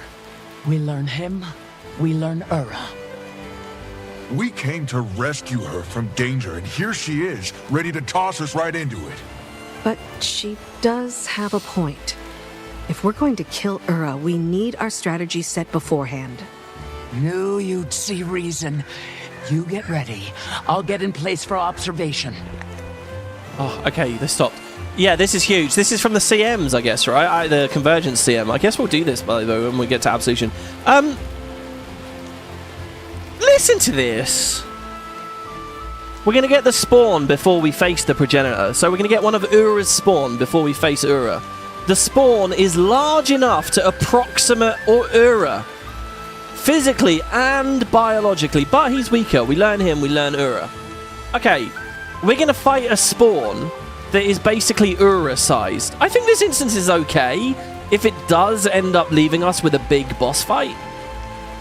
It's weird to tease Ura at the end of the base expansion and then sort of almost unceremoniously have an Ura-ish fight right at the beginning or whatever, but fine. I mean, I think it worked, but then you round the corner and it's tiny, isn't it? Isn't it just like a really little thing? Did the Arenanet ever do any comment on this? Because this is clearly, look at it, that does not approximate Ura. It doesn't look like Ura, and it's tiny. This is weird. Also, all that aside, so I don't think on those grounds, I think this instance fails. But on the other grounds, I don't know. When I look at the patches, right, and that we have no screen time, there's no screen time. This feels like a whole lot of waffle. This is like one of the limited instances we have. And what's it really leading to?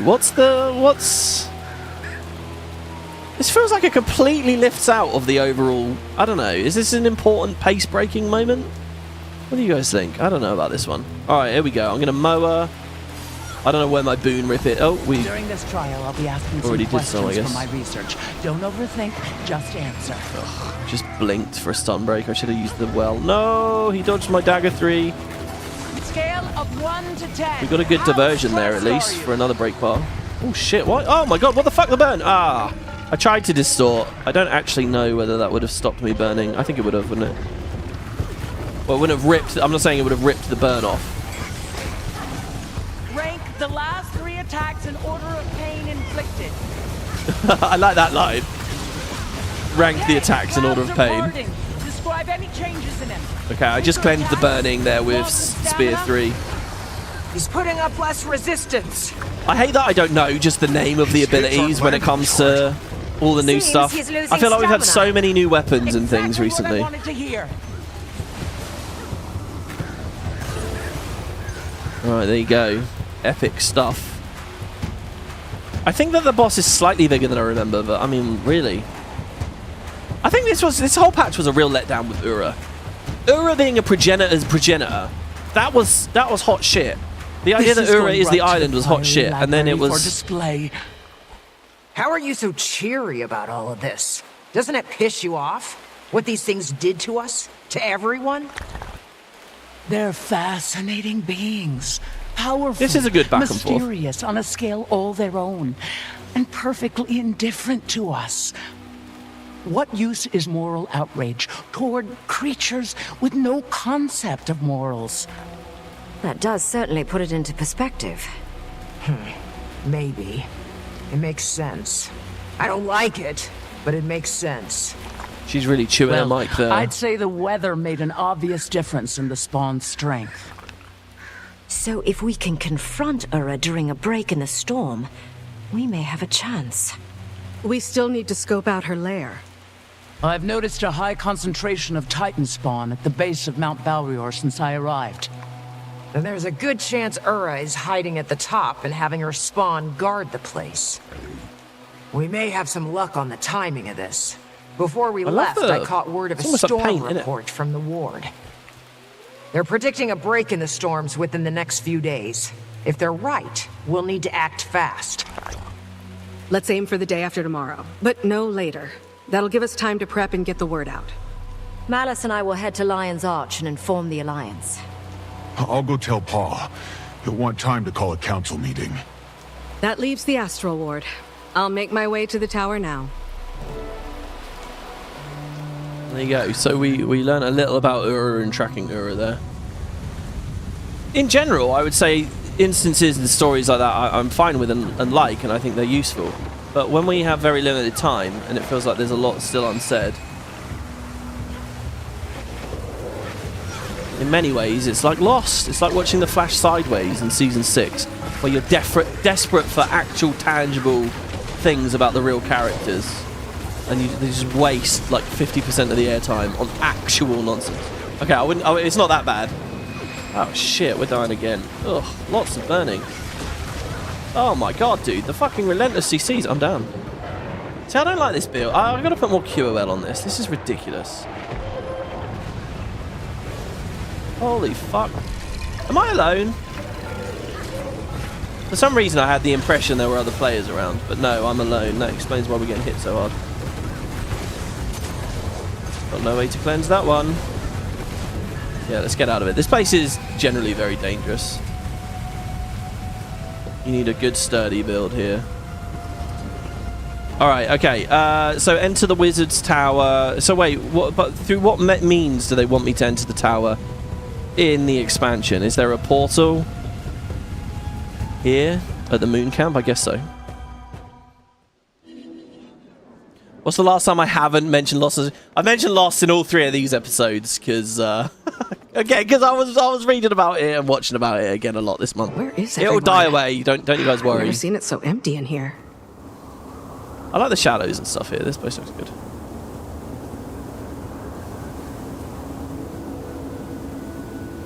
Days since Lost mentioned 0. Yeah, that would be good. I had to act! My people were in danger. I couldn't abandon them again. Irony so rich I could gild the tesserae with it. So the tesserae, I like that line. Is the tesserae a place, like a POI or something? I'm going to go to Wiki here. Hold on. You guys can't see me on it, but I'm going to go to Wiki. I'm going to type tesserae. Tesserae. No hits found. Have I spelt it wrong? T-E-S-S-E.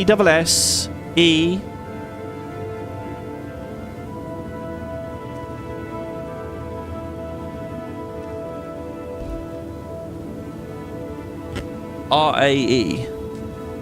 See, that's really interesting. I'm typing that word. I could gild the tesserae with it. I've just typed that. I've spelt it correctly. And I'm getting no hits on the wiki, which is weird to me because you'd think that on the wiki page that transcribes this instance and has the dialogue from this instance, it would have the word tesserae on it, and I would get a hit. So let me go on the wiki and type trial and error. And let me scroll to dialogue. Does it say it's a stub still with the dialogue? No, they've got it here. Optional dialogue. Janthir Sentry instance. Blah, blah, blah. The Wizard's Tower instance. No, the word is there. Tesserae. But it's not a link or anything. So what is the tesserae? Yeah, there's no wiki hits on that at all, and it doesn't even list to the link to the page. All right, guys, just to put a point on this, what I was going to say is this: that when you go to places like or you come here to the Wizard's Tower, there's always all these cool like place areas, like the Outer Sanctorium, or and they tend to have like cool fancy names. I always enjoy it. It's like nice world building. I've always liked those, especially in like ancient places like with Or. But what's always a bit of a shame is you never hear any of the NPCs talk about those. Unless there's like a very specific dynamic event tied to them, but very often, most of them, you don't actually really get that detail. And that's always a bit of a shame to me. So I was going to say, I love this. I love that he's actually talking about like one of the things here. I don't know what the Tesserae is, but Garen would know what the Tesserae is. So of course he would. That might slip into a quip or something. But I don't know at all what it is. It doesn't appear to be a POI or an area we go to or anything. Oh, okay, sorry, it's just a word I don't know. Cottage says a tesserae is a small block of stone, like tile, glass, or other material used in the construction of a mosaic. Oh, so a tesserae is one of the little pieces in a mosaic. So that's why, because it's just a word, and if I wasn't an ignorant buffoon, I'd just know it. It does exist on the trial and error page. I think the wiki sometimes stalls with searches due to bots. Oh, that's interesting. Oh, see, okay, there you go. I didn't know the word tesserae. That's a cool word.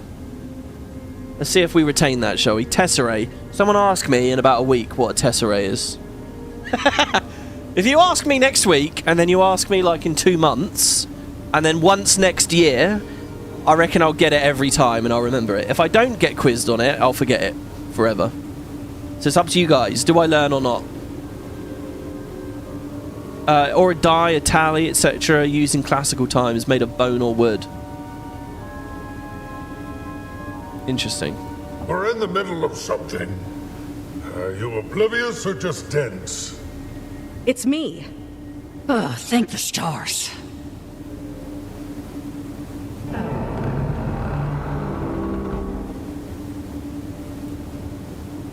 Hello, Dagda. Quickly. I can't stand it any longer. They've been arguing for days. Literal days. I'm trying to have a discussion. But it's off derailed by my interlocutor's perpetual outbursts. A discussion? That's what you called that tirade of yours earlier? Think they heard you in the Shiver Peaks. Go address the room. If you don't have a report, make something up. Before they get a second wind. Fortunately, I have some news. I want to we pause. We located Farah, the missing researcher, in Janthir Sintry. She was conducting some extracurricular studies on Ura's spawn and the bolstering effects of the mist's tides. While there, she volunteered us to test this theory by battling one of Ura's greater spawn. Greater in air quotes. And sure enough, as soon as the storm cleared, the spawn weakened significantly. See, Ren? Those storms are off. You don't need to be from the Isles to sense that. I've been on that train of thought from the start. Why do you think I had the ward tracking them in the first place? Malice told us your predictions for the storms breaking these next couple of days. We can use that to our advantage. We'll use today and tomorrow to get our preparations in order. The following day, we'll strike. That's the plan. So it is. I'll call together a meeting to inform the ward. We'll return to our discussion later. Don't rush on our accounts. Okay, can I pause? Okay, so imagine arguing for days, says Turtle Emoji. On that, I'm alright. Look, we're talking about long time spans, right? So I think that I'm alright with that. You know, they're immortal. She abandoned them. She was with them for ages. Abandoned them for ages. I feel like that's fine. If anything, I'm kind of annoyed that Dagda doesn't see they'd be in that discussion for a long time. Discussion, argument, whatever. But yeah, going back to what we were talking about yesterday, that document about how Isgaren's screaming about the domain of anguish, blah blah blah blah blah. Well, not about the. You get the line. The thing from his journal. I don't think that can be dry humor, because in this scene, I mean, they're pretty explicit. I mean, that it's an actual argument. The thing is, was he shouting in this scene? I mean, again, he was being condescending and all that, but was he shouting? Right? Was he emotional and hot-headed? Anyway, hello, Dagda. Finally. Thought we'd never get a moment's peace. Not with that old gas bag here. Sorry you got caught in the middle of this. Years of pent-up rage just waiting to be unleashed on me.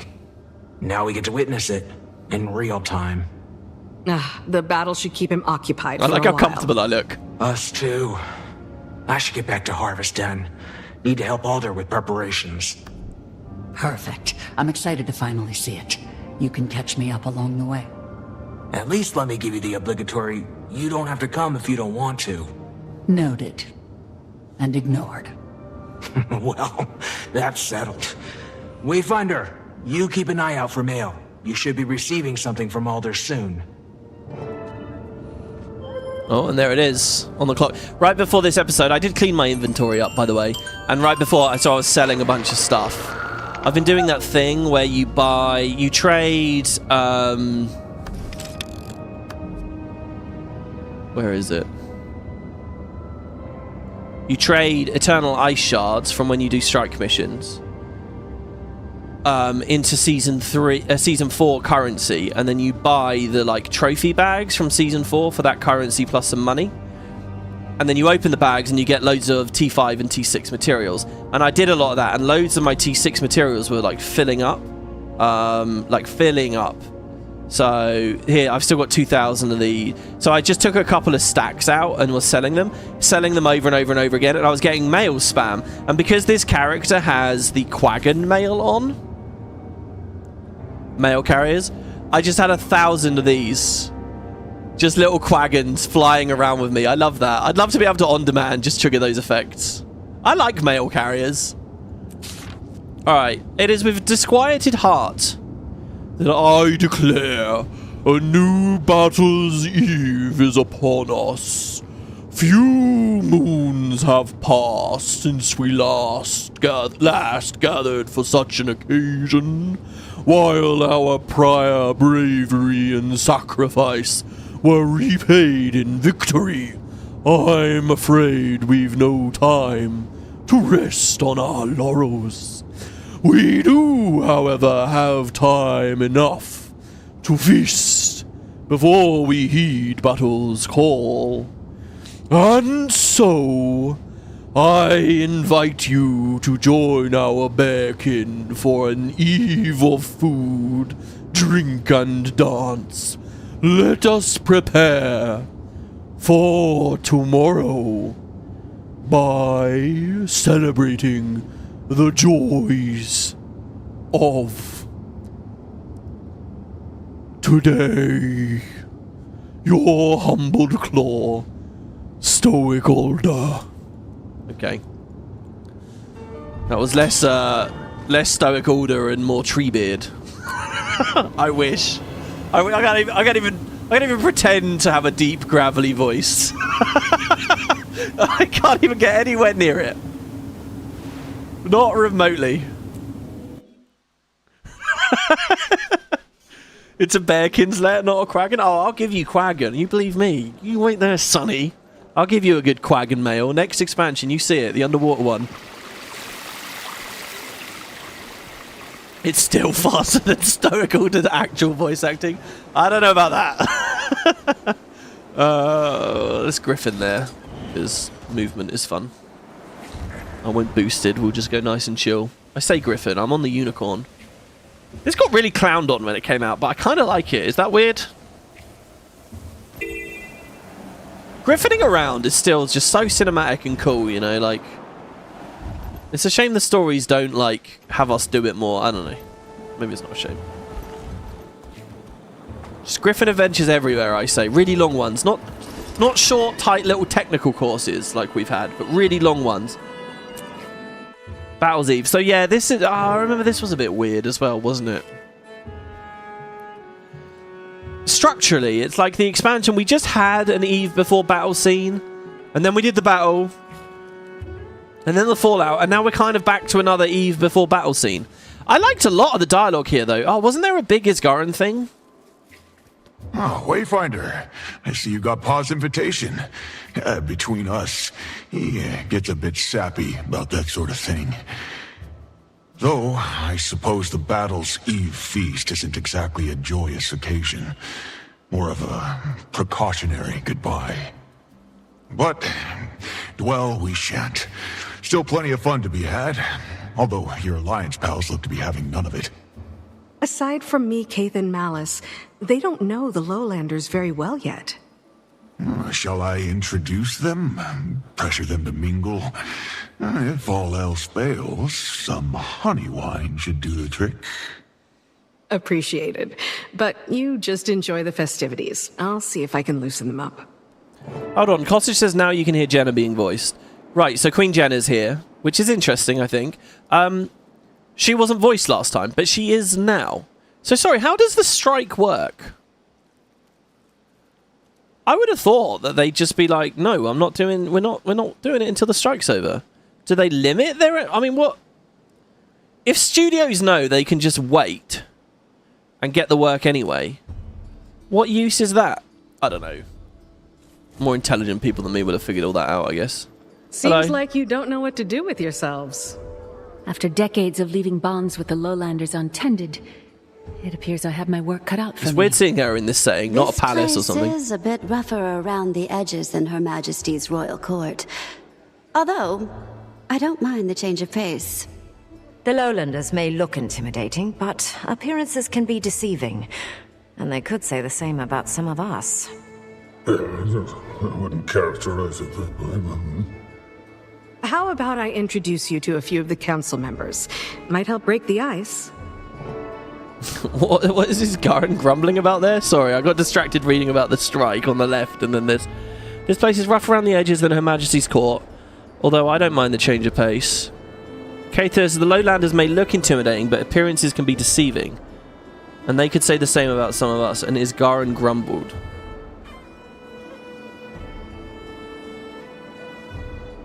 So the point is Garen looks intimidating, but he's not.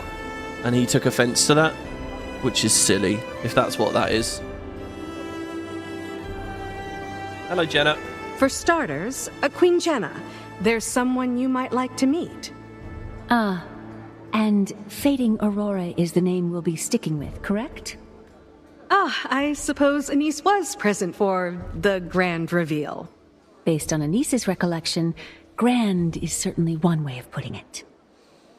This is quite interesting, having Jenna as a character following you, right?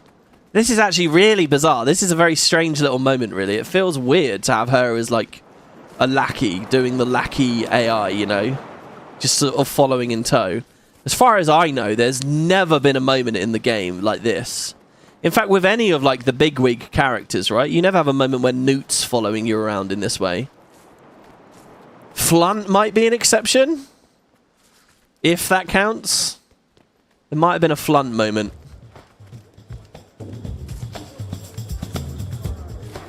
Aurora, I'd like you to meet a colleague and friend of mine, Queen Jenna of Kryta.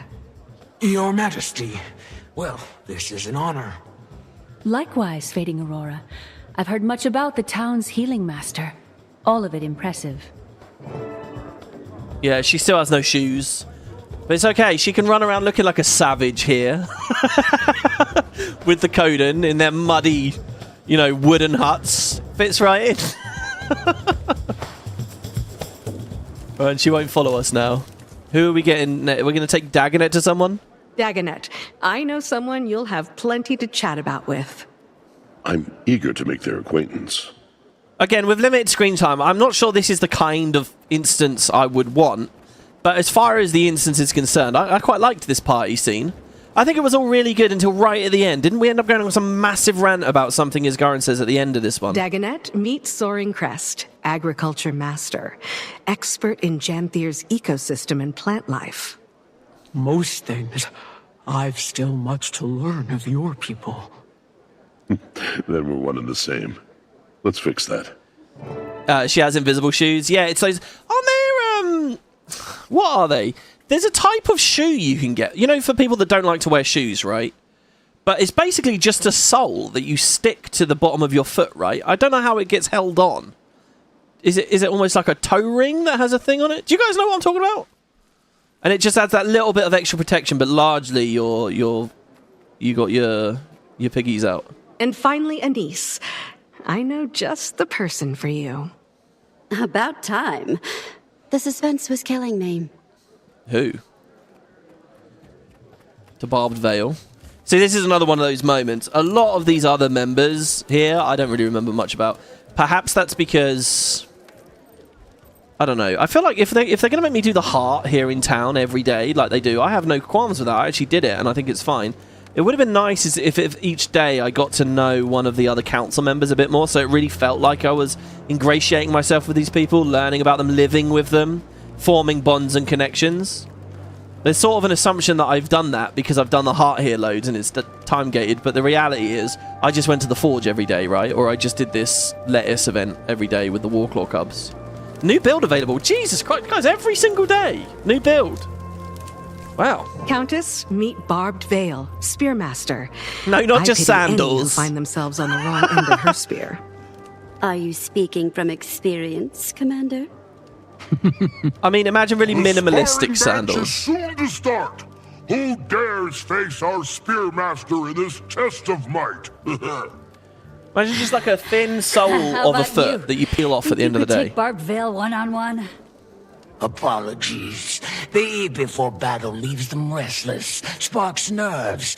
They hide them with spears and boasting. I don't know that I'd be the best sparring partner, but I think I have just the match. Commander. They're trying to fix Absolution before we play it. How can I ever repay you for this, Anise? I never heard that criticism of Absolution. Absolution isn't buggy, is it? It's not stally and breaky. For everything we can say about this game, I think Arenanet is still first in class. I think this game is still first in class for being well polished and not janky. I do mean that. It's obviously got its issues or whatever, but Jesus, you can see how far and how low rate things can go. I doubt this came out with major stalling bugs and crashes and shit like that, you know what I mean? Alright, ready, Wayfinder? I'm ready. Don't go easy on me, yeah? Oh, sorry, I was facing the wrong way. Get him, Spearmaster! Should we try and do it without getting hit? So far, we're doing alright. I'm not going to get the might out of the 5. Stay low. Let's mower that. Don't know what it was. Mind your footing! Exceptional. Oh, what? Come on! Oh, You we just face started. me one-on-one and live to boast. You've earned that right and my respect. Ah. The strangers should fear the fate that tomorrow promises them. Deft work out there, Wayfinder. Nothing like sparring to shake the pre-battle jitters. Yeah. Me? Oh, I'd rather dance them away. The eve of battle always wreaks havoc on my nerves. Well, battle is plenty of cause for nervousness. If you stop feeling nervous, that's when you should be concerned. Wise you are, Wayfinder. Speaking of calming the nerves, the Rite of the Warrior dance is starting up. Join the dance circle. Make the others jealous with your swan-like moves. I am vaguely swan-coloured. The warrior dance commences. Who shall be first to thaw our dance circle? Perhaps a visitor. Wayfinder, you impress us with your sparring moves. Have you the dance moves to match? You bet the Wayfinder does. Don't fret. I'll join you. Perform different dances to encourage others to join. The problem with this dance thing... Fan our flames.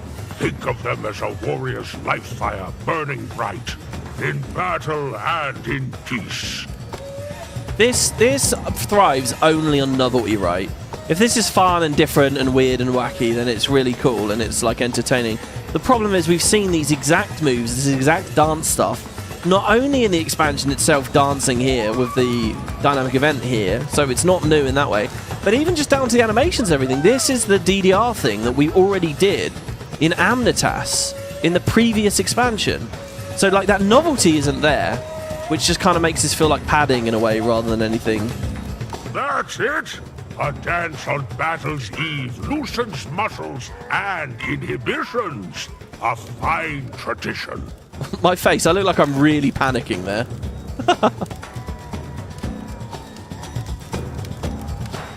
I do love the animations, though, by the way.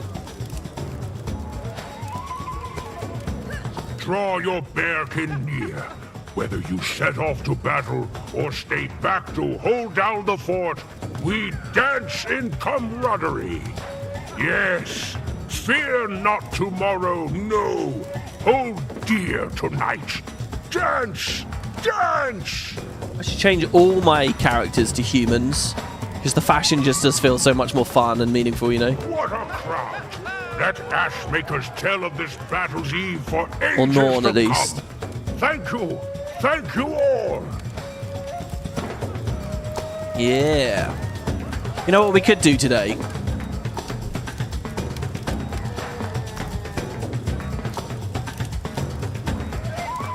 Huh? There we go. So the endless bearkin combat tonic is from beating the story. This, the mystery one, is from doing fuck tons of convergences. And by that I really do mean fuck tons.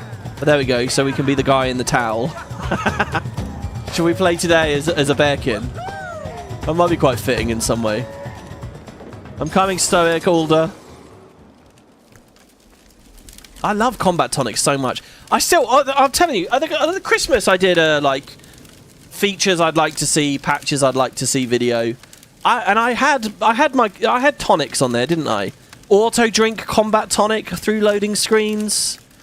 Be able to use these things while on mounts. Mounts killed it. They were just getting going with these as brilliant rewards, really interesting things, and then mounts came out with POF, effectively killing them.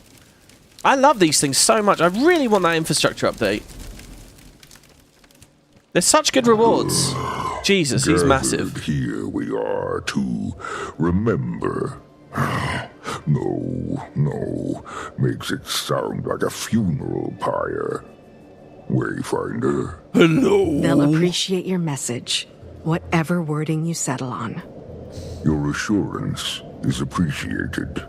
Although, I wish the message were one I needn't deliver. I understand. Never gets easier. Although, truth be told, I wouldn't want it to. I've some prepared remarks.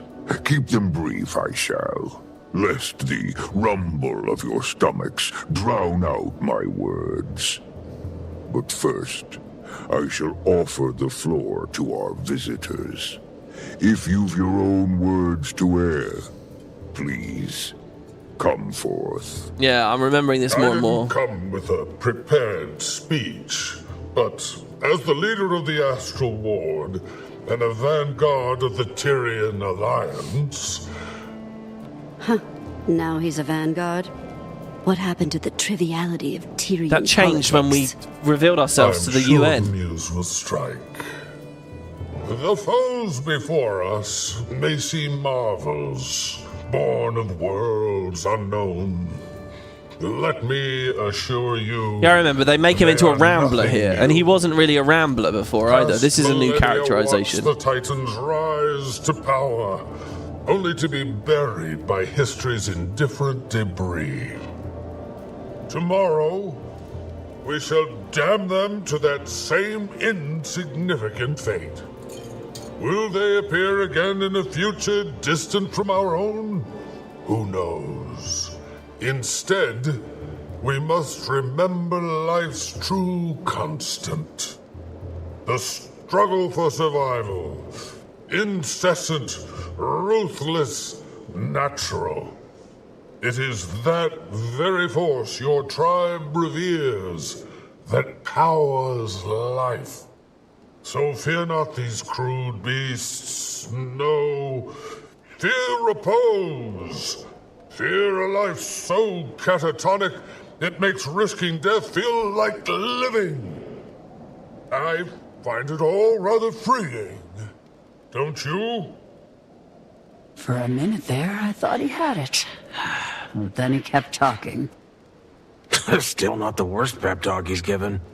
Our guest speech may seem disquieting, as is war, a thief of solace, and most cruelly, hope. Far too many of us know this firsthand. So I share with you a poem from moons long past. It has seen me to brighter shores. May it do you that same kindness. As we march toward peril's hearth, our kinfolk at our sides, each step, perhaps, could be our last, or first, toward kinder skies. Our spears will dawn, and fight till dawn, to guard the grounds we've stood, but won't have won till battle's done, and stays that way for good, and stays that way for good. That sentiment I find freeing. Until we see such times, we march, bear kin and allied friends, to guard our grounds against a foe most wicked. What they have in strength, they lack in respect for one another. We have both, and some damn good spears. And then they're cheering there. I don't hear the cheering. Is that because of my audio settings? Do I need to have, like, player chatter on or something on to be able to actually hear them go, rah? I don't know. Oh, there you go. So their big poem. Mike says, gameplay-wise, this has been a lot of press F for some stuff. Listen to unskippable dialogue, fight some generic mobs. I think that's part and parcel for what the main story is and will be going forwards. The thing is, I don't know whether I actually judged that harshly either, because...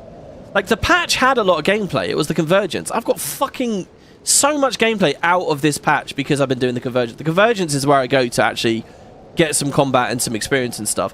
Here, at the end of the day, it's dialogue and expedition and lore and stuff, and I don't know.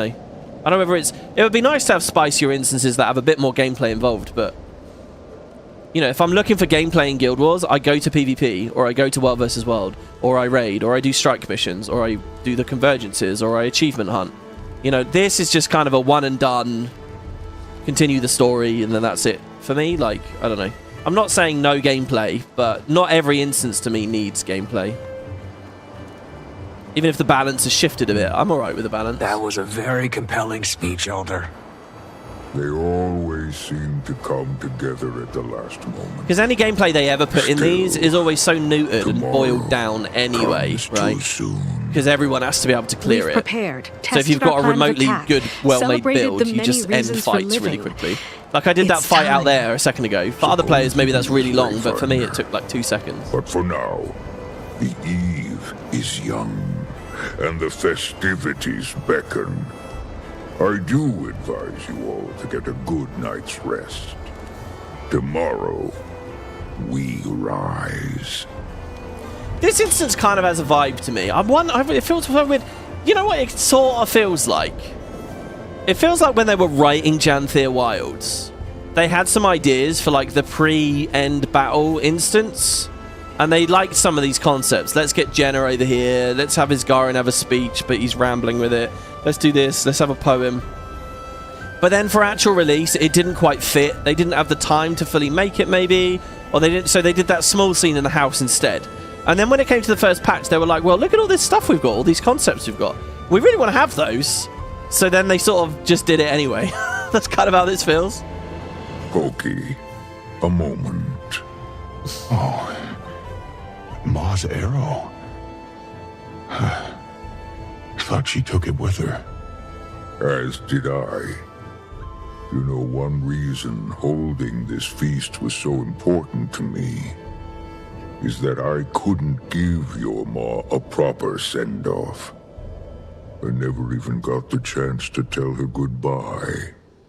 And damned if I was going to let that happen again. Pa. Your Ma's intent was always to make you this arrow's keeper. She had wanted to wait till you were grown. And grown you have. From a cub adrift in daydreams to a warrior who's braved life's cruel realities. Far too soon. Wear this as a reminder that your Ma and I are forever at your heart. Soar, my arrow. Well, there you go. A little bit more emotion with these two. Sorry, I can't unseal the fucking jaggies everywhere. Just trying to make sure that we have everything. The only things I've turned off are bloom and selection outline, which I thoroughly recommend to everyone else. So nice that we have those options in the game now. See, there's all this like running lines on all these, and all my gear. This is a cool outfit, but it just looks so jaggy filled.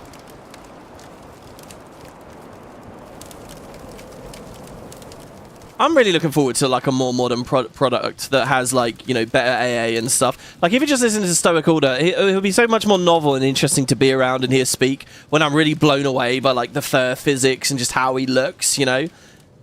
But the more dated the game looks, the more that stuff falls away. A perfect spot. You'll never find us up here. Now, tell me more about them. For starters, I'm thankful they still want anything to do with me. I've put them through enough for a lifetime. Well, good to get your baggage out of the way early. Ald is doing the best he can, given the situation. He's opening up again. Slowly. Patience is the least I can give him. And I'm downright impressed with Boki. He's been through so much. But instead of running, he faces things head on. I could learn from him. My legacy is running from things I need to face. There's far more to your legacy than that. After his ascension, I became fast friends with Lear, a son of Deldrumor. He reminds me so much of you. His views on magic, the dualities of creation and destruction. See, why don't we ever hear any of this with Waiting Sorrow? I spoke of you often to him, shared your writings, and he eventually came to form the Bastion of Balance in your memory. It was then that I finally accepted that even though you were gone, see, this is your teachings would live on. Forgive me if I overshared with him. With you gone, I feared the worst. I guess it was a way to feel close to you again. I abandon you, and you honor me. I don't deserve you. But now you're here, and I am more whole for it, my dearest friend. Okay, there's some ups and downs there. First, I like this scene making like some of the stuff that like Secretly Obscure established certain timelines and the creation of the Bastion of Balance and all that. To have it here in the main story, voice acted, talked about, is brilliant. It makes it concrete, and I like that they go over that and they put a point on it. I like that. So I really like this conversation. I think it's a good idea for a conversation with them. Waiting Sorrow, recognizing that she's abandoned them and she doesn't deserve this love, I think is really good as well. And that helps me to like Waiting Sorrow, because she's not totally oblivious to this thing she's done, and I think she should be guilty, and I think that seeing some reflection of that does a lot for me. I really like that. Dagda, though, just swooning over her like this for no reason, I don't buy that at all. That aggravates me a little bit. But more specific, the bigger issue with this, I think, is we keep being told how great Waiting Sorrow is. Oh, she's got all these views on magic, she's done this, she's done that, brilliant, but we don't see any of that with her. At no point, really. Okay, we've seen her hold her own in a battle against a Titan, and she has big flashy effects with her skills. We've seen that. Maybe that's enough. Somehow it feels like it's not enough, though. Not when the crux of why everyone likes her and cares so much about her is apparently was her brilliant mind with these things. And, you know, we haven't really had a moment where we sit down and discuss any of that. Or seen it come through. Maybe that's a minor thing. But it just, to me, when I look at that, it feels more like tell, don't show, you know. Right, here's Isgarin alone. If I remember rightly, I didn't like the rambling, but I liked this. If I remember rightly, I think he's a dick, but in all the ways I like him to be a dick. That's my memory of it. Don't tell me you're afraid to dance, Isgarin. Oh yeah, no, this was cool, yeah. Afraid? Huh. Just a bit of light humour. No comfort in the senseless flailing of limbs. I know. You need a partner. I'll pass. This is good. Yeah, this is peak. I like this. Truly. But I can partake from here while remaining still and dignified. Oh, how rude of me. The Seers didn't have dancing, did they? It's just, I always thought you were the graceful sort. Didn't they have dancing? Of course we had dance. Yeah. It's not like it's chronomancy. You just set your feet, sway your hips in time to the rhythm. I know what you're trying to do, and it won't work. Yeah, I love this. This is really good. This is good. All right, you win. Honestly, I wish Mabon was here. Anise tells me he was the life Even of the this was party. good. He was a patron of many festivities over the years. A shame you only knew him in his direst moments. One dance, then. For Mabon? Fine. I will humor your childish whims. And then you will leave me be? Yeah, I love this. I think it's cool. I like the way it gets a bit real, talking about Mabon. I think it's important to remember Mabon. Oh, our tonic goes away when we're in here. Oh, that's a bit of a shame. And we can dance with him. And look at that. Look at the Seer dancing, too. Did they make this animation just for this? Oh, no, that's probably... they're Jinn casting animations, aren't they? That's what that was. But they look like dance. It's really good, and it's very brief. That, to me, is a 10 out of 10 moment. I like that a lot.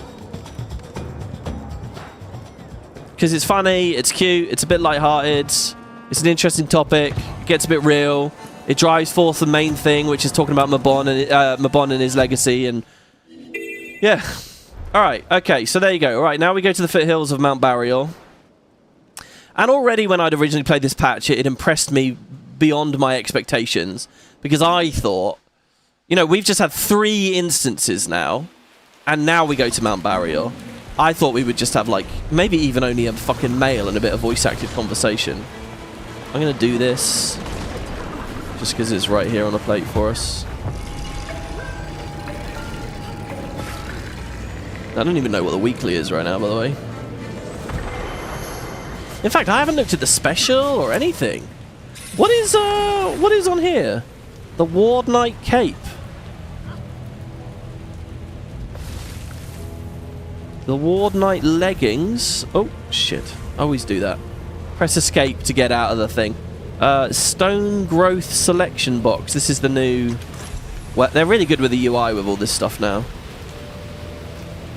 And like when you buy it, it disappears from the list and stuff. Yeah.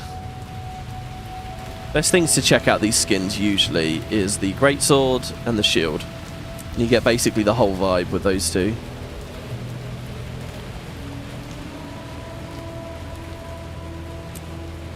I don't know whether I like them. I don't know what I would possibly like at this point. There's so many weapons. There's only so much they can do.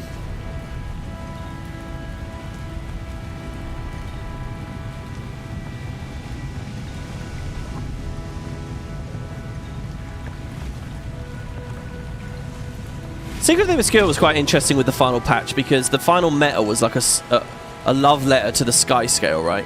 The Sky Scale is a huge, huge, huge part of assaulting Eparch Citadel, right? I can't remember what it's called, the Demon Tower or whatever. Every mechanic they've done throughout the whole thing, dropping the bombs, using the fireballs, using the acid things... everything's there, you know, going up and down updrafts. It's so flying on ley lines. So I'm wondering if Absolution has a big thing for the Warclaw at the end of its stuff. We almost got one of the masteries from the patch for free. In fact, we kind of got both of them if I hadn't swapped halfway. We're gonna get the Beehive mastery. We'll read about it soon. Okay, this is gonna be weird. I'll tell you just a little bit of trivia, guys. So the game's very alive. It's very active. You can go to pretty much any meta over both mini X-Packs, and there's always players there. The metas are getting done. The Eparch meta sometimes fails. I would say maybe 25% of the time the Eparch, the Spider's Lair meta fails. and it's all right actually. I feel like that's a good balance for meta. People still want to do it. Convergences are a bit weird. If I'm up in the middle of the night playing and I'm on EU, or if I'm on NA and it's not late enough or it's too early for the NA players, it is common to go to a convergence and there won't be people there. I've had a lot of experiences where I've come to do Mount Balior, but it's been like the 4 AM Mount Balior or the 1 AM Mount Balior on EU. And if you're not there instantly, if you happen to get into the second spun up instance, it's really hard to get going. And the thing is, like, it's permadeath in these instances. So when you die, if you only have 14 people, there's not enough to run the essences to dispel the frozen soil and revive people. So you do fail. You need to be over, and I have found that the level is about 15. If you can get 15 before starting, you might make it. 20, you're pretty safe, and so on, because more people will filter in. But I've had a lot of time standing right here, like exactly here, with the ring around you, just waiting and hoping people will show up, and then they don't in the end, and you end up giving up. So it's kind of funny me being here, because suddenly this feels really familiar to me. I love this instance, by the way. Really good frame rate here. Look at this. I've got nearly 250 frames while streaming to you all in here. It feels rock solid and brilliant on my end, because obviously I'm seeing 144 of those. And I'm wondering what it's going to be like in the story edition now. I suppose a lot of other people will feel very familiar and comfortable here because they've done the raid. I haven't participated in these CMs or LM this year. I haven't done it. Good. We're all here. Bad news first. A nasty storm is coming. It's blocking the reinforcements from crossing the bay, even with the lowlanders guiding them. If that storm is headed our way, then we probably need to get moving. Scouted ahead. There are some ruins just up the mountain. Might be a good foothold before we push on the Titans. Anything else? That's as far as I felt comfortable going alone. Spawn everywhere, from all 3 of them. Then we push to camp and take it from there. We just don't have a lot of time. Every move needs to be deliberate. Wait! Vale, what are you doing here? I'm not letting our claw climb Mount Balior without a spearmaster. It makes sense, Bob Velbeer. A good warrior and even better friend. May the wind carry us. My spear is yours, Alder. Ready, everyone? No time like the present. Let us end this. Oh, yeah. Costage says, and this instance has the letter from Orestes at the camp. Yeah, remember there was a patch just after Christmas, just before Christmas, where they added extra lore to this that my original playthrough didn't get. And then when the Mistburns Barons came out a couple of months ago, I covered it with the help of Costage. I guess we'll see it actually in-game here now, which is nice. Hey, a message from Orestes in the main story. It's funny, we didn't see the Dada letter. So it's good that they've done that and put it right there in the main story. I'm excited to read that. I'm very excited to see that. Spawn. All right. Oh, those movements. I mean, enemies should move a lot. That's kind of the beauty of this combat, isn't it? Really, but it's always disappointing when they do. It's like when you're fighting Barbed Veil in that the arena. And she jumps like 4 times. She jumps, so you drop an AoE thinking she'll stay now. But no, she jumps again. So next time you're like, okay, I'll wait for her to jump a couple of times. So she jumps.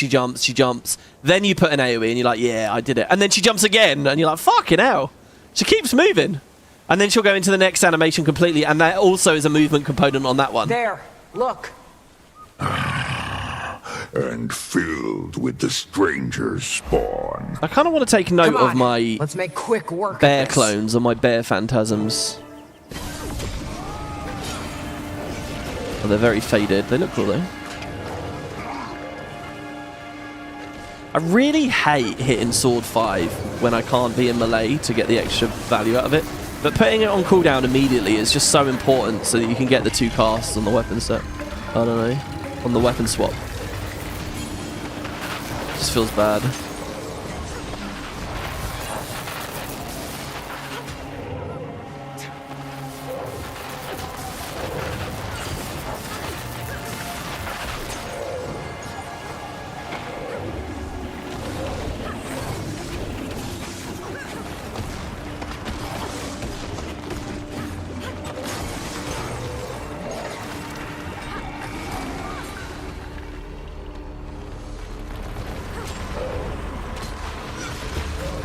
Secured. Clear sky. The mist's energy shouldn't be too severe. We'll have the upper hand. And no bloodstone in sight. Also good. Time is our main enemy then, especially if a storm's rolling in. Dagda, any idea where they are? Close, but their energies are separate? They're on opposite sides of the peak. Maybe they're expecting us. Probably a trap. Regardless, they'll learn of our presence quickly. And if they can sense when their spawn are killed... I like this. I had busy work to do during the conversation. It's a little while, but I have an idea. If they split up now, so should we. We know Greer's and Decima's song and dance. We all start picking them off, while Sorrow and Dagda keep the others busy. I like that. Work our way around the mountain. Keep them separated, kill them separated. If the air tells me truth, Greer is to the east, Decima to the west.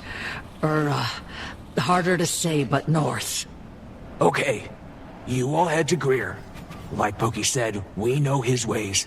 Dagda, you hold Decima in place. When Greer is dead, be ready to move. I'll send a portal that'll bring you all straight to me and Decima. Ready to go? Let's move out. Good luck. I realised the Convergence is just stoic order recounting this to the Cubs. I forgot he actually came with us. I thought it was just him making it up. No, I think it's cool. I like the way they set up the Convergence in this one. That it's his memory of it, and it's cute. Yeah, so the scroll, I just saw it. Here. This was not here originally. This is really interesting. So this is from the Masat here. The Heart of the Obscure hums in your possession. Your eyes flash. The old Masat script on the scroll shifts until it becomes familiar and readable. I've come here many times at Dada's suggestion, to break away, to reflect, to mourn. Thoughts of my kin have soured as of late. The youngest among our gilded, Manikaz, Poloni, Seraph, Barak. All these names, man, they're all coming up in the next patch. I really liked the Mistburned Barons. This was cool. This all fills me with excitement. They are lost. They claw and scrape at the talons, and all this bird imagery again, at the talons of their idols, dripping with zealotry. And for what? Optimus, Lazarus, Sarlik, and the rest are gambling with our people's future. They're terrified by the visions of some outcast scion, that being Glint. I love this description again. I mentioned this recently, but I love this suggestion as though it's like Orestes here sort of knows Glint was just one of a clutch of eggs, and there could be other scions out there. It's so fun, and that's an interesting mini expat conversation as well, by the way. Both Glint's clutch and and also Aureen's clutch, because obviously we had Vlast and we had Aureen, but then there are these suggestions of others. All right, some few of us elders keep to the fringes. For some of us, they isolate... Oh, you know what I love about this? When we look at Dada, when we look at Orestes as well, they seem like the reasonable ones, right? They don't buy into Optimus's bullshit. They don't buy into Lazarus's bullshit. They don't want the bloodshed. They don't like the white mantle idea. They seem reasonable, right? They're the kind of the allied Masat, if you will. But you have to remember, as elders themselves, they are still exiled from the rest of the Masat. They have their own crimes or whatever. There's a reason they're exiled on Tyria, and they're first generation, aren't they? I'm pretty sure they're first generation. So they're fucked up people too. They've done their horrible stuff. It's just maybe they found redemption, they regret what they did, whatever, I don't know. It'd be funny to think as well that whatever these crimes these guys exiled did ended up not being so bad, and it's the bulk of Masat civilization from Nios or wherever they are now, that they are the... But I kind of don't like that. I like to think that they're a more rational society. Anyway, some few of us elders keep to the fringes. For some of us, the isolation, the freedom from the prying eyes of the seers, paid in blood, was reward enough. See, this is fun as well. This is a kind of cool thought that the seers were being very prying and sneaky and, all these interesting little motivations and ideas for the war. To risk exposure and wage war against the people of this age is to court our extinction. The worst, and then there's a time jump. We get this bar here. The worst has come to pass. The Titans have laid siege to the city. Our people's corpses litter its halls. So this time jump here, the next patch, the Mistburn Barrens, basically entirely exists within this space, as far as a lot of the story we get, right? So it's kind of a big jump there. The worst has come to pass. The Titans have laid siege to the city. Our people's corpses litter its halls. Dada and I don't know if anyone else made it out, but we will not linger, even for other survivors. She suggests that we cross the ocean to the west of the Horn and put this land behind us. So on the big Dermond Priory map, you can see out there, as much as the in-game map has expanded, there is a continent out there. It was tentatively written in Crichton script as Sunrise Crest, I think. In fact, you might be seeing hints of it right there, which is kind of cool. Not that all of those names are very canon. Again, they've just got some artist names on it and stuff. But anyway, she suggests we cross the ocean to the west of the Horn and put this land behind us. I wanted to write on this scroll to see this view once more before we fade from mortal memory and time. The storms rolling in over the lowlands to the south are beautiful this time of year. The Bearkin will be on the move soon, I imagine. I will never see them dance again, hidden though I was. Janthir, I bid you farewell.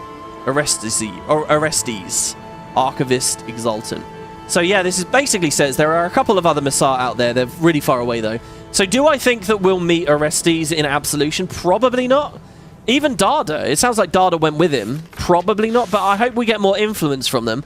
I'm really into this stuff, guys. If Absolution has more of this stuff, I'll be really, really thrilled and keen. I love that Arenanet went back and actually made sure this scroll was in here. It says to me that they really, you know, they love this kind of lore too. And yeah, I don't know. It's interesting that he says the storms are beautiful when we know the storms are Titan associated as a part of this quest. How's everyone feeling about this? A pinch nervous. Like, did he know or not? This is necessary. I look ahead for days without strife, hoping they near. Of course, this is a more gameplay-heavy instance as well, this one. Yeah, there are some intriguing lore books in Bavanisos. I mean, I would hope so. I felt like I should say more about the fact it's in a cave. Or like I owe it to myself. What about the alabaster and golden filigree and all that shit? It's just a giant cave now? I really want to know what it's like in there. I was expecting some sense of grandeur, divinity. False as it though it may be, you know. It could just be bullshit, as would be very fitting for the Messar. But nonetheless, I was expecting that vibe at least somewhat. I guess the thing is we're not going there in its prime. We're going there as a ruin. So if there's a lot of grey and caves and slate and grossness, maybe that's fair. We've got to sniff the stuff with the Warclaw here. Oh, I can't mount because I'm in a combat tonic. Well, there you go. So yeah, now I have to remember to get back on it when I get off the mount. Ugh.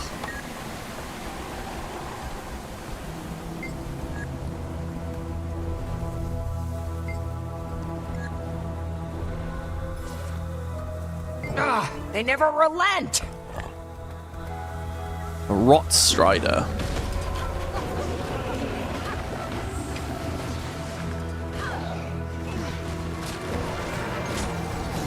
Oh, for the first time there, I'm actually quite happy with what I did. I should go straight into this. Oh, that was nice. I was a little bit slow with the heal, but that was a nice spear. One less to worry about. Let's keep moving. I got a good shatter in at the perfect time and everything there. Should we go to quickness instead of alacrity? Oh, well, no, because I'm Chronophantasma instead of either of them. Let's do illusionary reversion. There. And see how that feels. Just ahead.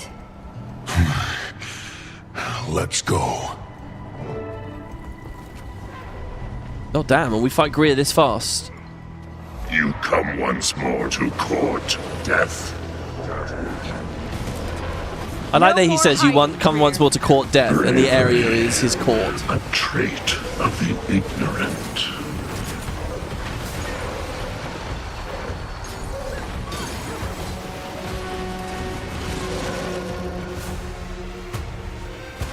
Oh, these guys are all stuck back here. Still these.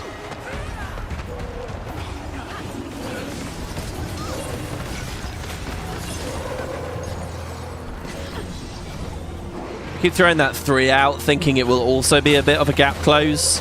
some other weapon set that's influencing me to do that. Or maybe just the icon. It looks like a bit of a rush, doesn't it? Alright, hello Greer. Let's play a bit of bullet hell, dodging a shit ton of random condies and things here. See something like this, I think. There's a lot of phantasms out. I love that. You could worship us, Malice Sword Shadow. Let us guide you. That's a good little line, a good little moment. This is gonna be cathartic. See, with this tray, I'm really happy with the amount of shatters I get. Missions will speed your decay. The false god fears death? Funny. Just throw the well out randomly, I guess. Oh, I should have stayed for sword 5, probably. Dodge that. Just a story to scare cubs. Oh, that's cool. They're giving me venoms. I'm sure someone just gave me Bassy Venom. I'm sure I just saw that for a second.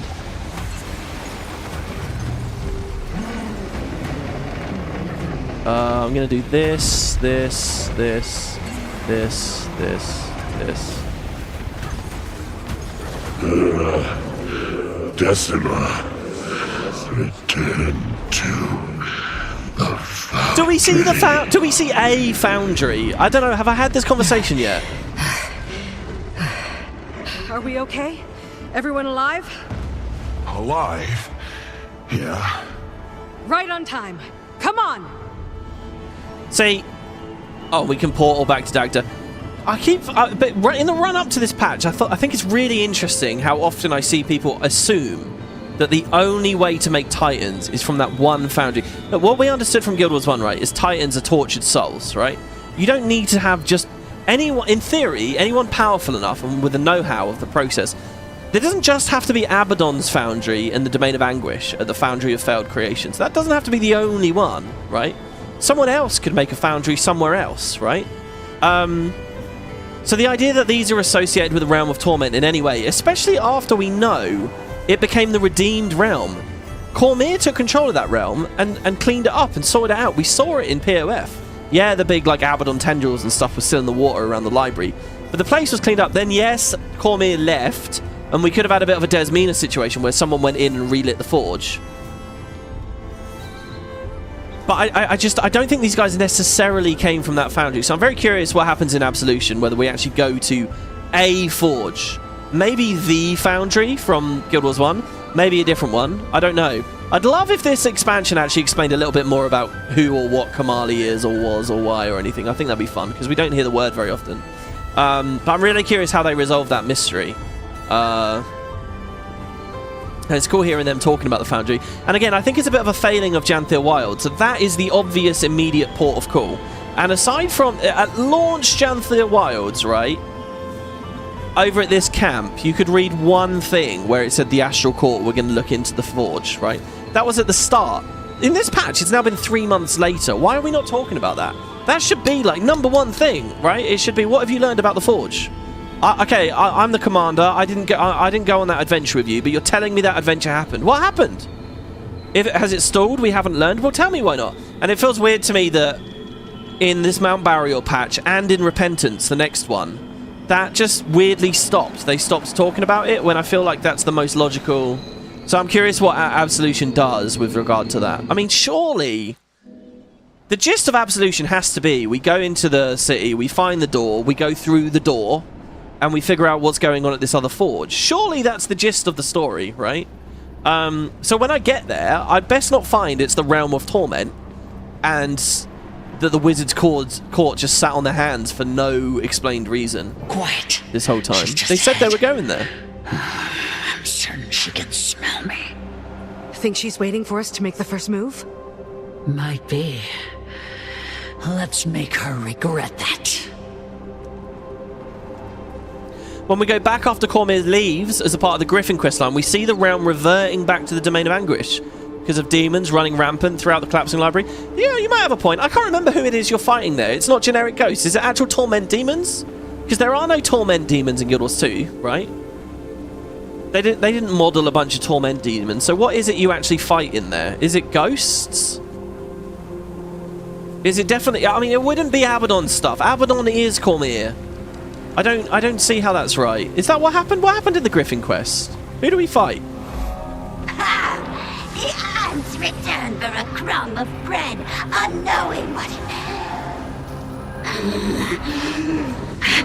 I can smell him on you. Who can she smell? I forget this detail. Watch for her lightning. We know how vicious she can be. Leave these lamps! Is there any point diverting? I don't think so. So just leave the clones up. It's so oddly unsatisfying knowing having a bunch of clones up, they're not going to do anything on their own. In many ways, Guild Wars 2 Mesmer kind of fits the summoner playstyle, but in other ways it's really unsatisfying. I used to love the build where you'd summon a bunch of phantasmal swordsmen and just let them repeatedly attack. Obviously that's all impossible now. Phantasms got reworked, they attack and they die. Which is sad. 9 pests. Not even trying to do the arrow mechanic here. Also, something just healed the shit out of me when I clipped that thing in the middle there. I'm going to use Sword 4 to block that. Oh, she's dying too quick. No, I want these phantasms to fuck her up. Meet you in the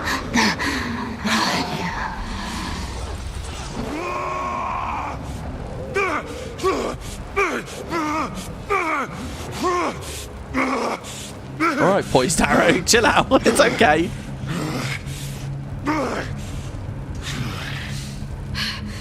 You got Percy on you. It's like that scene in The Wire where Bunk is trying to burn his clothes because he's just cheated on his wife and he's drunk, and now he's obsessed that like she'll smell it on him, so he's burning his clothes hysterically in the bathtub. That's such a funny scene. And McNulty gets called to like try and deal with it. Oh, gonna feel that one for a bit.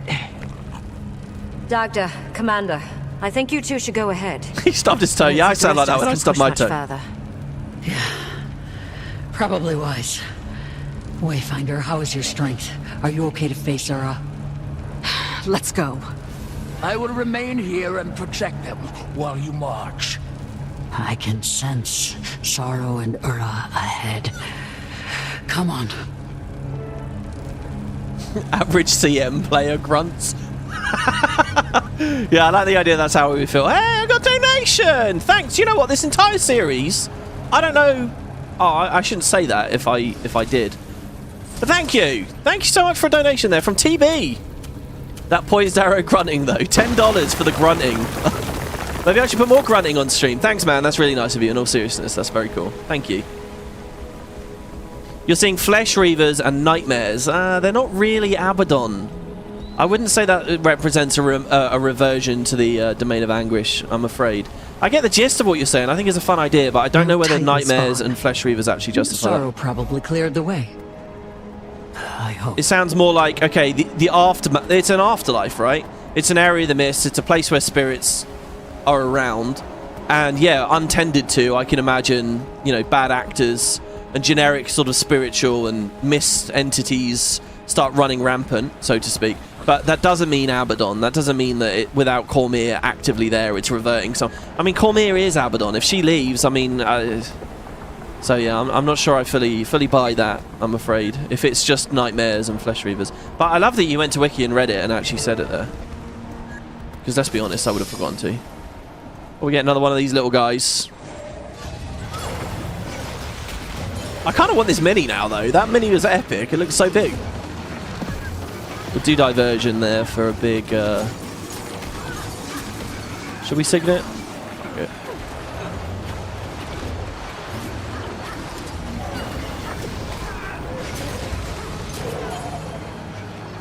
I really like Spear. I really do. Look at that. We've still got our 10 Fences Finesse on us as well from the sword there too. Through all the big hits. I like Spear. This is a boon rip as well. I didn't even realise that. That's how we got rid of... I noticed a guy had prot on him earlier. And, you know, the first thing that was supposed to be the size of Ura had permanent prot. I was thinking, how am I going to get rid of that? And it just fell off immediately. I guess because of the lances. Sorrow. Where is Ura? That mini isn't actually that big when you use it. It's just a managed to preview. elude me thus Oh, far. really? Keep sending spawn to block my path. In the Dark Library of Atche, Primeval People, Imps, and I think there's Shades. Yeah, sort of generic afterlife-y Mist residents, I would say at that point. I mean, Atche feel more like their underworld than anything, but I sort of get it why Arenanet would put them. It's interesting, though. I'm assuming the person who put that comment has played Absolution, and now you're telling me, oh, it was reverting. So I wonder what to make of that. Maybe I shouldn't think too deeply about that. It makes sense that demons would take over if the realm is left unruled. Certainly, yeah. Where could she... Look, is that a piece of bloodstone? Just one of the eyes in the darkness, guys. Looking at Tyria. Oh, we want to press F. Oh, the obscure!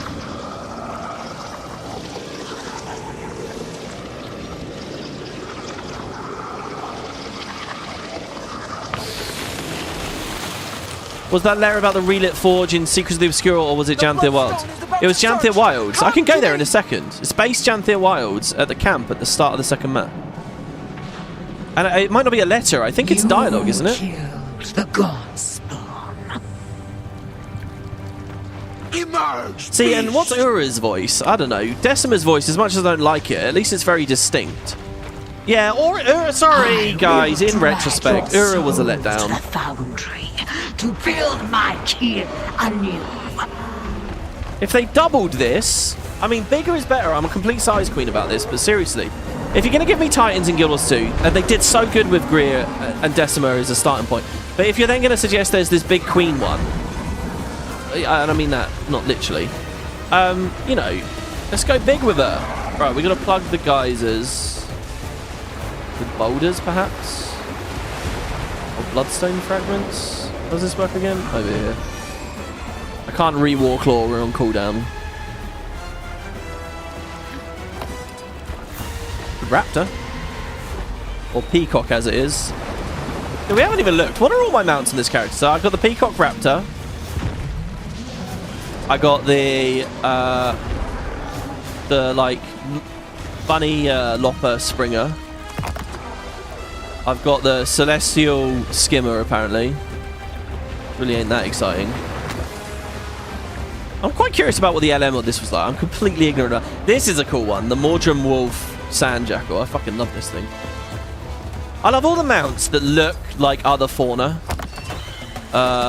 We got the unicorn, the branded roller beetle, the warclaw we've seen a lot of, the shimmer wing, sky scale, probably the generic turtle, yeah, but dyed pink apparently. Oh god, my I dropped bloodstone shards. Wait. Is she vulnerable?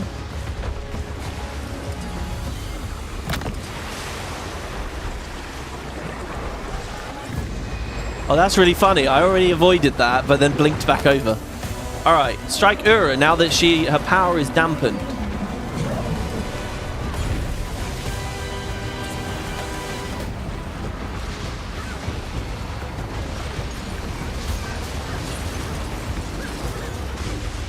That's a lot of clone generation right there.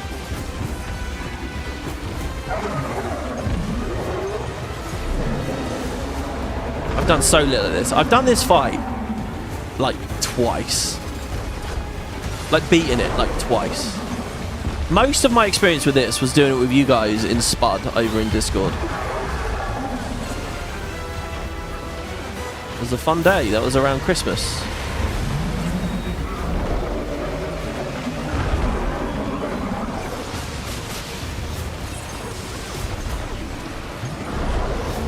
Holy fuck, that's a lot of Condi damage. I'm just sorting to try and just hold on for a second. What did I do to get Condi bombed there? I must have sat in something or done something really stupid.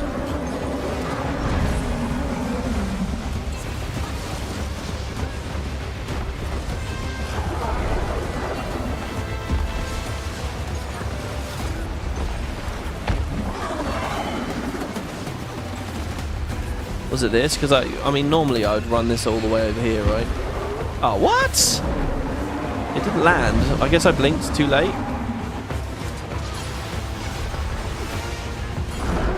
Oh, well, we're down. My resustain is just non-existent when I'm signating for... Oh, that was a huge waste. God, you are not even of the gods. I see a stain. So what does Waiting Sorrow mean when she says you're not even of the gods? She means the 6? The human gods? Oh. Is she still vulnerable? I was... yeah, no, she's taking zeros. Use your Warclaw's chain pull skill to harpoon her. Entangle her by wrapping my chain around magical plant growth. Okay, I see the plants. Here's the first one.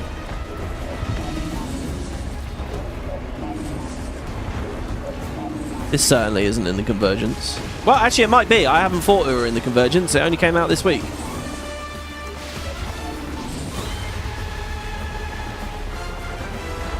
Oh, wrong way. Whoa. Our spawn murmur visions of your village. Perhaps I'll visit them next. Oh, wrong signet.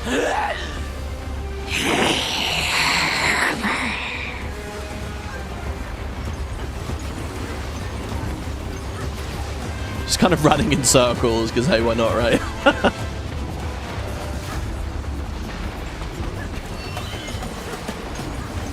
Still, double tapping 4 feels wrong somehow. I don't know.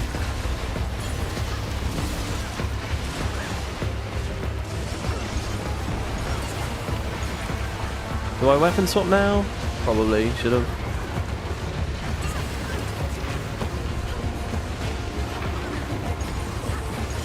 Dude, she's just stunned the whole time.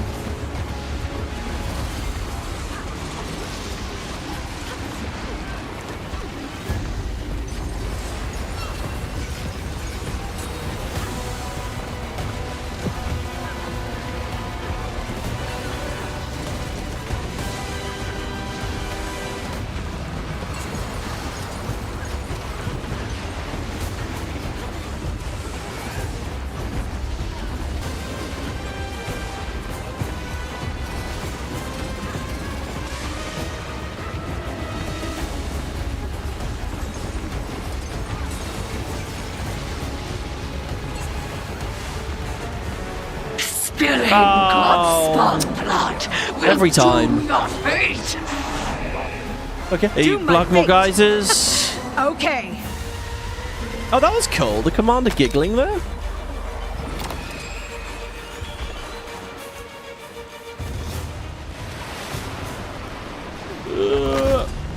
Hopefully we can outrun this. I don't like how quickly I get on and off the mount with this. The ability to be able to pick up an environmental object and hold it on the mount without ever leaving the mount in that middle step would be cool. You will never threaten my people again. Okay, strike her now that she's damaged. I guess we do the plant thing again in a minute. I'm doing it this way.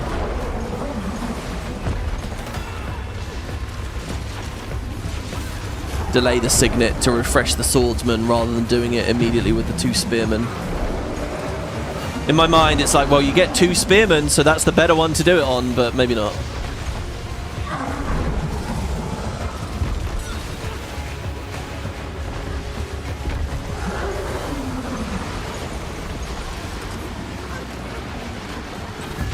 I'm gonna distort that.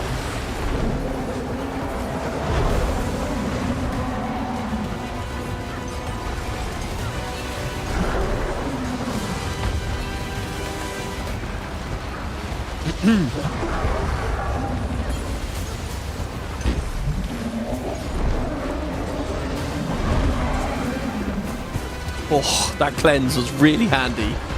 Yeah, but I'm still not really resustaining. Because if I wasn't signating at all, all these little illusions would be giving me a little something. Thank you, Dagda, for rezzing me. We can get our double rogues. Love that. Chrono Phantasma rogues are always just so satisfying to me.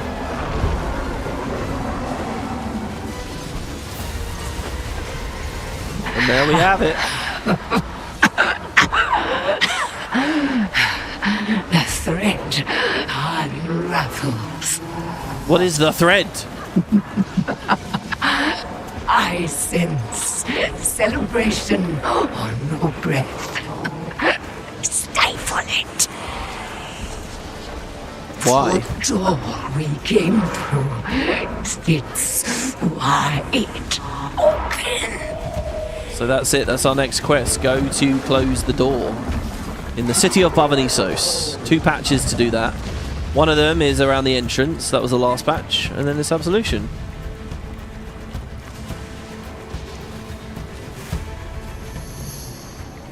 The door we came through sits open. What does that mean? I knew there had to be a catch. We'll figure that out. But for now, she's dead. All 3 of them are. I'll collect the others and return them to the village. Their wounds need tending. I'll meet you there. I want to linger behind for a moment. Again, all I can think is, can we have a bigger conversation with Waiting Sorrow at this point? Sorry,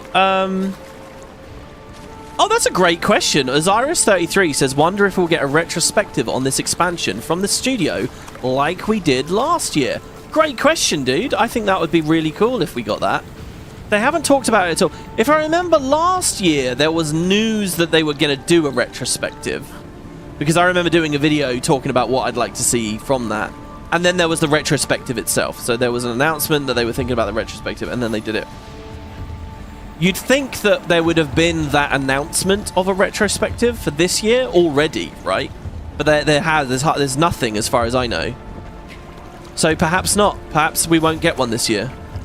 It's kind of a weird thing. If I were them, I would feel a bit leery about doing a retrospective every time. I love these rocks in the sulfury areas, by the way. Just for the fact that, like, I think it's kind of... The retrospective was potentially very good, right? It's one of those weird bits where the company is a bit vulnerable, where they're kind of saying, hey, we fucked up in ABC way, and that's really, really lovely to hear, and that's really good if those things get acted upon and resolved or whatever, and it makes them feel candid and authentic, and it's everything you want, the fan base wants, I think, and it's really good. But it also is potentially a reputation damaging thing, so doing it once where it feels really necessary, I can understand. Doing it formulaically, regularly bringing up this thing that might damage your reputation. You know, one of the major communications you get every year is ways they felt they fucked up. I don't know whether that is such a healthy thing. I think when it really feels called for it, a communication like that is good. But if they're not feeling it, and it doesn't feel especially called for here, then maybe they won't. I don't know, it's an interesting thought, because the retrospective was also a letdown to me in the end. It was very light on detail, it was very hands-off, it was very nervous, and it was... They were too concerned about, I don't know. It wasn't as honest as I would have wanted it to be. Not to say it was totally dishonest, but it wasn't as candid. Let me put it that way. Okay, inspect Ura to make sure she is truly dead. And also, someone's saying, what are we going to get? When are we going to get information about the new X-Pack? Aretan said, weird, but I can't imagine anything in depth. Maybe we'll get a setting and a screenshot. But I think Arbadi's right. The 6th expansion must be almost done. So Arenanet must have a lot to show already. I mean, I agree, yeah. I mean, they don't just invent these things in a week, right? They've been working on it for a year or so.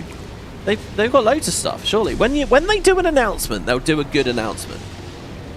Or, I would like to think, I mean, rewinding to the Janthir Wilds first teaser, it was that little screenshot that made us think we were looking at pre-searing Ascalon, wasn't it? And the Secrets of the Obscure first thing was that napkin concept art of the Cryptis, right? Remember those just like little shadowy outlines, almost? So they were pretty small. Maybe they'll do something pretty small for this. What did you want from us? From Tyria? Yeah, what did you want? So, back to the Harvest Den. In terms of last year's story about overscoping, I think this story's been a lot cleaner than nice. Totally. And look, maybe a retrospective that... Because here's the other thing. I just did something really kind of weird there. I just suggested only a retrospective can only ever be about their failings. That's not necessarily true either. They could do a retrospective where they say, look, we reined the scope in. And we're very happy with how we reined the scope in. But then, I don't know. I think just communication like that is very good and very useful usually. Because, you know, like I say, people have short memories, and in a way that forces people to not have short memories. No. A caused B, B caused C. This is what we just lived through. This is the last 24 months. So here's what we have in mind for D, for X-Pac Mini X-Pac 3. So I don't remember how much of the patch is left now. Is this just a closing instance, or is there more than that? Wayfinder, welcome to the night of quiet breath. Right. Feast before the battle. Take a nap after. Ah, my kind of party. Come on. Everyone's resting. I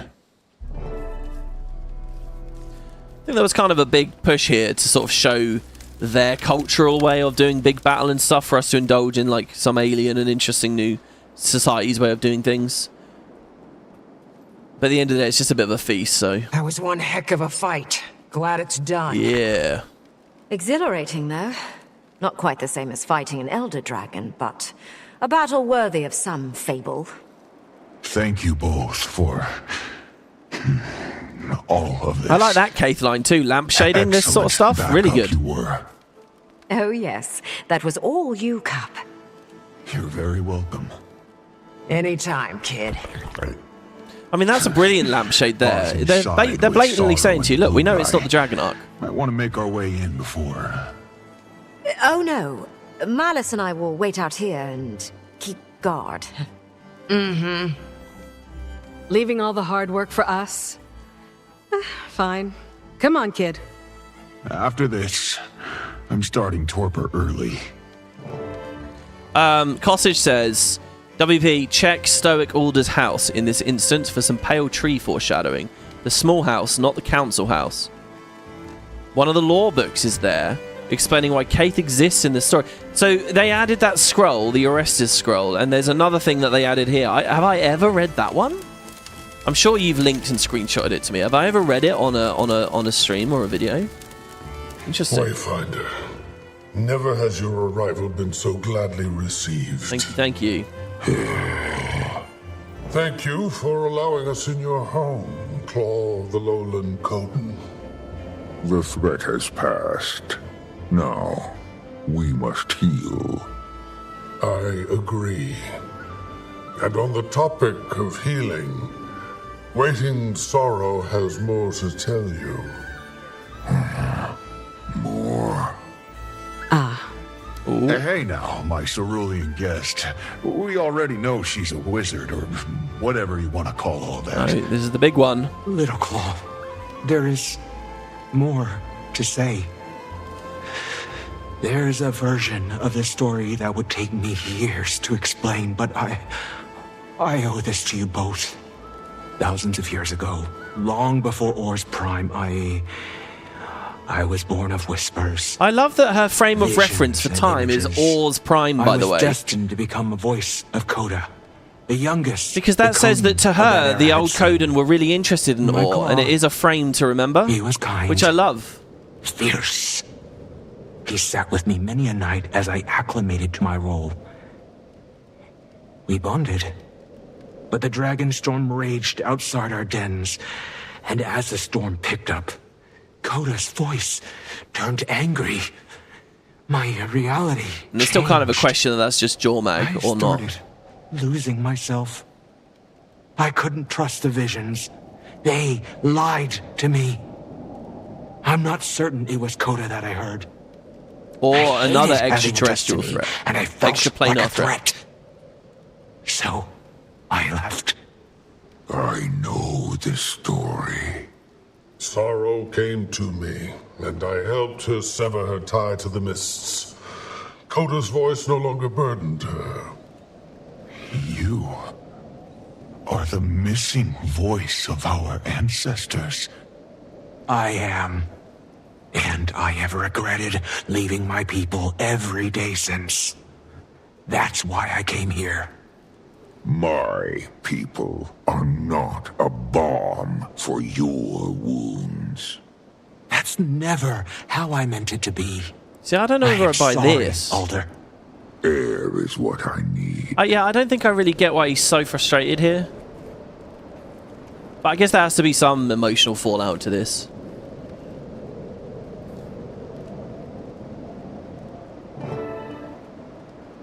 I'd love Isgarin to start speaking there again, and someone would be like, alright, stop speaking now. Games don't really do characters like that. We exist all the time in real life. People that just speak too much, right? People like me. And you've got to shut them up sometimes. I don't know whether I've really played any games that has a character like that. We're too aggravating and cringy. No, I'm not really like that in real life. I'll go to him. Has a habit of retreating into himself, he does. Sorrow, you are not the monster you fear. They needed to know you did what was necessary. Now they do. Wayfinder, back at the Wizard's Tower when you first returned Sorrow home, you may have noticed an air of tension. And the mention of Mabon. Yes, back to the end of the last Right. patch. I was wondering about that. Yes, I thought this patch would be about Our that. friend kept a few secrets under lock and key. 200 years ago, Mabon went to Bavanisos right after the Titans licked it clean. After the Mersat had been killed. Mabon told me he went to hide a mist Licked it cake that clean. they kept in the gut of the city. He placed a ward over the isle. But when he died, that ward fell. All of Bavanisos once again exposed to the world. I was with the Lowlanders when it happened. Even they felt their fur stand up. I love that Never could have been a mentioned short the door story being as well, the open. moment that happened. Do Or you cutscene introing the... I believe they came from the very gate that Mabon sought to hide. But even I don't know how it opened again. How did it open again? If it's still open, then we need to find it and do whatever we can to shut it. I agree, Wayfinder. Before any more Titans are forged. Bavanisos is the worst of Janthir. Maybe one of the worst waypoints in Tyria's history. The situation must be contained. I guess we're headed to I want to pause. Bavanisos then. I will inform the Alliance. Okay, thank you. Yeah, I read some criticism of this patch where, from one of you guys, effectively saying, look, this was all just a bunch of busy work. The patch opens with the missing Dermot Priory member who's alive, but everything they discover and knew, like, the Wizard's Court already knew. You know, it's like, and it feels a bit odd in that way that, you know, and I kind of feel it there a bit. You know, if you already knew all this, Isgarin, why wasn't it the second that Mabon died, we sent some scouts out and started looking? I don't know. Other distractions, I guess. Patha's civil war.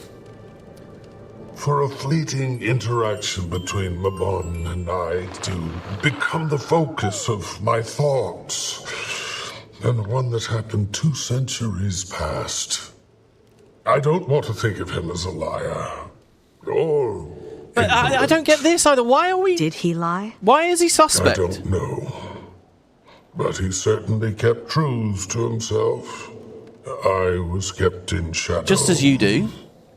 We'll find out what happened. Why is it suspicious what he did? He said there's a door there. I'm going to create a barrier to keep people away. That's what he did. He died. The barrier opened. What? I don't see where the fear of deceit is in this. Even having played the Mistburned Barons, I don't really... What did he ever do that was suspect or a bit iffy? Ever? I can't remember. The Mistburned Barons didn't talk about anything like that, did it? I don't know. I guess we'll find out tomorrow. I know that was hard, but it's good that they know. I mourn, but I can't deny the lightness. A shackle. Released. I try not to regret my decisions, Wayfinder. There was no world where I remained with the Bearkin all those years ago. My visions were violent and indistinguishable from truth. I would have hurt someone, perhaps many, and he would have never led them southward. The Bearkin of the lowland would not have thrived as they do now. Thank you for the shoulder, Wayfinder. But I would like to be left to my thoughts for a while. She's really interesting that she's from the far north. She's from like the Tyrian Arctic or whatever, right? And I'd love to talk more about her or have her at my side as we go on a mini X-Pack all the way up there or something. People in the chat say it's the question of what Mabon was hiding. But what do we think he was hiding? What do we think he did wrong? Yes, there are Titans coming out of now. That's posthumous. He's dead. Okay, if you're curious, visit Stoic Order's house after you've chatted with the NPCs. Especially after Kaith. Okay. See, so there's extra lore here. This I might not have ever seen, guys. There might be something new for us here. I bet you're eager to get back to the office. You know it. And she's just gone now, isn't she? We That's accomplished it. a lot here. I also shook off some dust that desperately needed shaking. Did you? Well... Been an Imperator for a while, but after Bangar... Yeah, and I haven't even talked about this, but the fact that Imperators are wandering around with us, even Ephraim was bad from that perspective. This was good for that. I got back out into the field, got my paws nice and muddy. Didn't see the whole Titan thing coming. Almost a little poetic, yeah? Did you find your wilderness then? The best thing about finding one's wilderness is that you're not really supposed to. Instead, you find comfort in not knowing. I don't want to be Connor. Too much wilderness. I'm ready to return to Ash, but I need to be in the field too. Whether she wants Connor or not, as an Imperator, there is a target on her back if someone wants to rise, right? Maybe. It's funny, I was remarking how it's interesting that Anis's Jenna is following us around and she's one of the bigwigs, and that doesn't happen. But Malice is an Imperator and has been following us around. Are you headed back to the Grove? Okay, what's going on then, Kaith? As much as I'd like to stay here with the Bearkin, yes, I should. I need to be with Mother. Mind you, I certainly don't regret coming. The Bearkin are safer now, and that brings me joy. I'm sad to leave. But if Mother were to worsen, well, this is not where I'm most needed. Hopefully her cure is just over the horizon. I hope so. Time will tell. Look, guys, if Mini X-Pack 3 has a big Grove focus, Pale Tree focus, Malik, all that shit, if it does, I think Kaith's a really good inclusion in this story, and this is exactly what I want Arenanet to do. I want it to cohesively, like, build into the next plot point, right? And I think this is really good here. Like, she's reminded us of this plot point a lot. We're thinking about it a lot, and we roll into it. Now, if the next 3 Mini X-Packs... we still don't do anything with the Pale Tree. I mean, and the nightmare scenario is we move on to Project Tyria, and we still don't do anything with the Pale Tree. Then this is going to look awful, and it's going to look ridiculous that Kaith was with us. But if it's because they're gearing up for that, because there's a lot of ripe storytelling there, I think that's brilliant. 10 out of 10, and I liked her with me. Also, I like having the old characters. They feel warm and nostalgic and good, and, you know, if next X-Pack Logan's by my side, I'll be thrilled. If Ritlock's by my side, I'll be thrilled. Any of the old faces. We had Zodja last year, Kaith this year. I think it's good. By the way, I keep saying Project Tyria, by the way. That guild v guild discussion and Guild Wars needs guild. Remember, if the next game is just Tyrian or this universe, but isn't actually called Guild Wars 3, which is probably a smart idea. It's weird. I don't know how it will land. I don't know, as a studio, how they'd even come to that decision. Naming it Guild Wars 3 is good because it has immediate name recognition and will probably sell a lot. Naming it something that's not that doesn't have Guild Wars in the title, escapes a lot of expectations, but also might hit a smaller audience. At the end of the day, the almighty dollar is king to everything, right? So maybe he's the kingmaker or whatever. So maybe it will just be called Guild Wars 3. But I don't know. But if they call it something else, then there's no... The whole, oh, we need guild content in Guild Wars. Well, if it's called Project Tyria or whatever, then you don't anymore. Oh, shit. So this whole instance is open. The actual content takes place in that tiny little area there. But the whole instance is open. I'm actually not allowed to mount in this instance either. That's really interesting. I was going to sky scale up the ledge, but it wasn't letting me.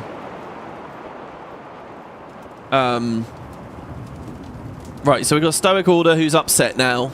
And I don't know whether I really bought into this, but... I've heard that tale from ashmakers my entire life. I'm sorry. That's why, didn't they call the mobile game... Obviously didn't come out, but wasn't it like... blah blah blah, a Guild Wars tale? Is that what I remember? It had something like that in it. It was a really long, complicated name, and it said like a Guild Wars tale in there. That way they can eat their cake and have it too. Your alliance. Not right now. It's not for fear of you. Your alliance has been generous. Most of the Astral Ward as well. Our world expanded with such velocity. I fear what may happen if the tides spill past the shore. I understand. I'd be more mad if he was immediately forgiving. I think you're right, but also I don't think we have only those two situations. You or the Bearkin. I think this is too far in one direction, and immediately forgiving is too far in the other. He can be dismayed and shocked and weirded out and have a moment for himself. I think that's good.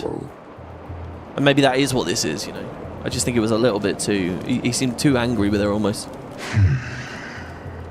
You okay, Pokey? You know, I'm just fine. Is that okay? I feel like my core should be shaking. But if I'm being earnest with you, Wayfinder... I like this.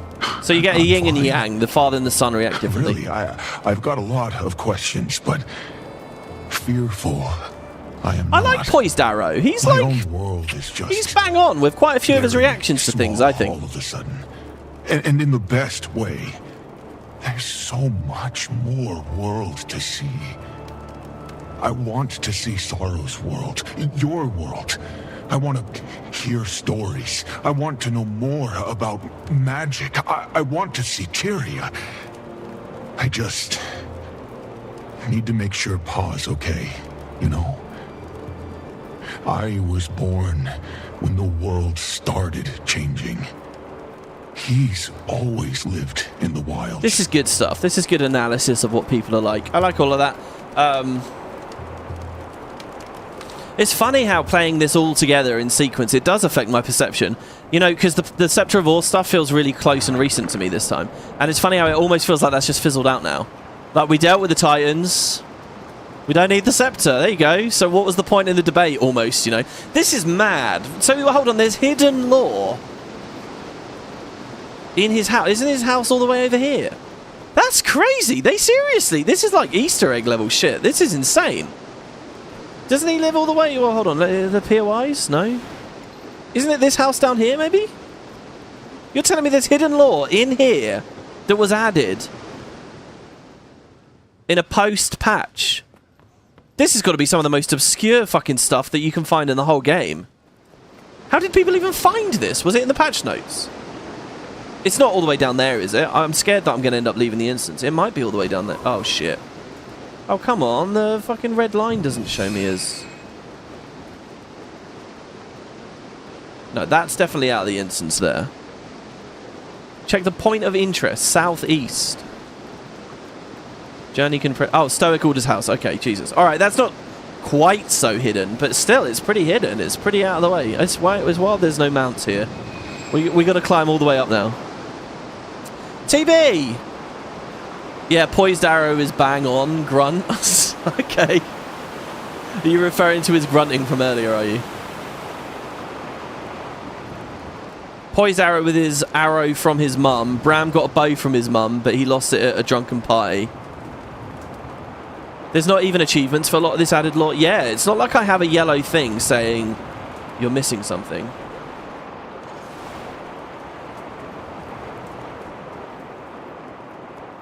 It's weird. This is Stoic Order's house. I honestly thought his house was elsewhere. Alright, there you go. There's a letter here. Wow. So this got added later. It's from Dagonet. My starlit sister. He's writing to Kaith, I assume. I wanted to thank you for encouraging me to join the festivities on the Battle's Eve at Claw Order's behest at the start of this patch. I've always relished my work as a diplomat. From the gardened halls of the Queen's Palace in Divinity's Reach, which is where he's always really been, To the blooming shores of Ore, he was in the Siren's Landing patch, and the company of its ghostly royals. This is great. I like that. Speaking to the contents of your last letter, I am heartened to learn of your progress regarding a cure for our pale mother. Your intuition is to seek this waiting sorrow. Sorry, your intuition to seek this waiting sorrow has paid off. These leads will require time to research and pursue, but our search has started to narrow. You're no stranger to discretion, so for now I ask you to keep these developments close to your chest to avoid there being, as the Lowlanders put it, too many cooks in the kitchen. Your brother Dagonet. So the idea here is that waiting sorrow is the key to rejuvenating the pale tree. We were talking about that in the last part, right? It makes sense to me that the Heart of the Obscure can have some fun interaction with the tree because of its, you know, its thing about consciousness and communication and stuff, and tapping into the dream of dreams with the Heart of the Obscure feels very natural to me. And then, yeah, they've given her kind of this plant-y, curative, herbalism sort of element as well in this expansion, which is maybe a bit different to the cosmic stuff that SOTO was setting up. So waiting sorrow is kind of a key to healing the tree, maybe, and that's what the next mini-X pack looks into, perhaps? I can see that. So I'm trying to remember, is Kaith in the next patch? She's not, right? So Kaith is gone now. Malice is gone now. Malice was a nothing burger. Kaith could be setting up the next thing. Who is the cast in the next one in the Mistburn Barrens?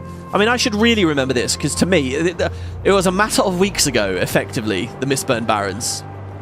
And you already saw me streaming it. What did we do? We played the Mistburn Barrens, then we started Oblivion, and now we're back to the Mistburn Barrens. I mean, that's what where we are here, guys. Going in circles, baby. But there you go, guys. So that's the next patch. So thank you very much for watching. Join me next time. I really do adore this Bavaniso stuff. There's about 1,000 Masart characters. Oh, before I leave, hold on. Let's have a quick look here. I do want to refresh myself on this. So if we go to Forager's Hut, right? Obviously, the map is fixed in time. We're back at the original Janthir Wilds period right now. Now, I believe if we speak to Heli... No. These books were all really good. This place was amazing. The Char Disassociation talked about the Char connecting with the Titans and following the Titans. And it was a bit weird, wasn't it, actually? They did some weird... They did some weird shit with Carla in that doesn't work at all, but...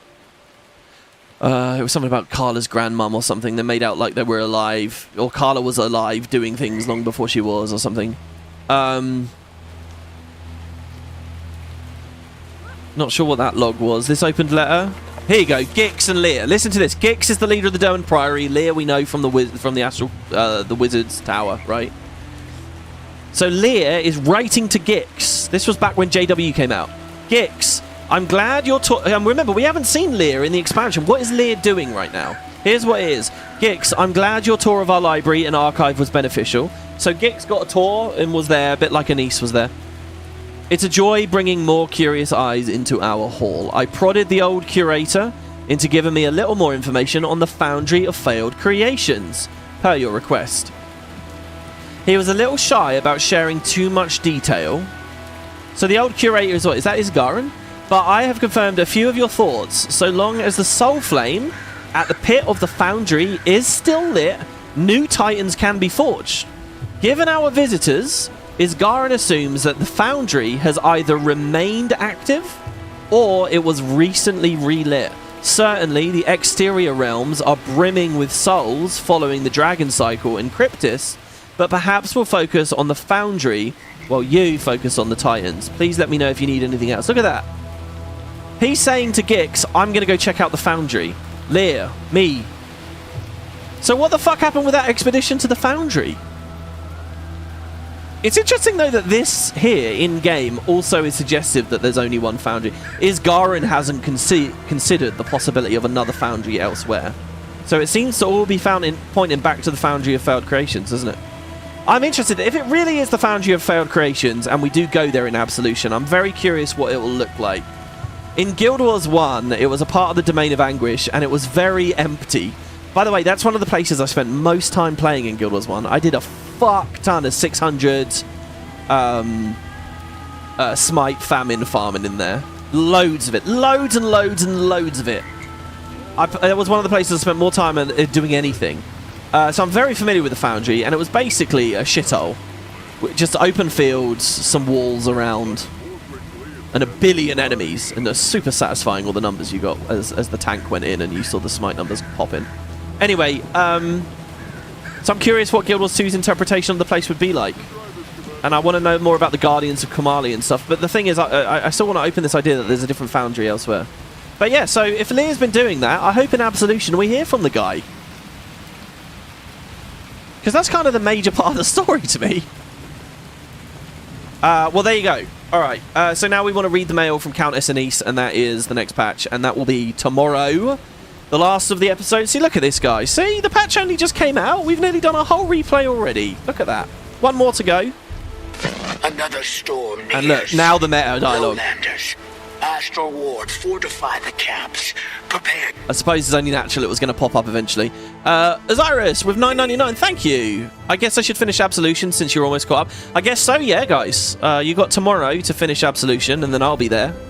And you know, the pace will probably slow down a bit when I get to Absolution because I'm gonna be doing I'll be playing it normally. Whatever side stuff I find, we'll do, and so on and so on and so on. But again, I'm loving Oblivion right now. I'm really happy with that Let's Play. Anyone who's been watching that, and I encourage you guys, check out my playlist, seriously. In the times that I'm not live, if you want more to watch, catch up on it. I'll be back to Oblivion before long. So I don't want to, like, drag this out or anything. I'm not going to spend, like, a month in Absolution. There's no way. I got lots of other plans that I want to do. But yeah, so Absolution coming up very, very fast. Thank you, guys. Thanks for listening to the rants. Thanks for the comments. Love the Q&A section. Give me more for the next part if you would like. We'll see what we've got. And, yeah, you know, if I miss anything, if you disagree with anything, I'm always happy to hear it. Thanks, guys. See you next time. If I have to voice Stoic Order, the pace will slow down. We will see. Cheers, guys.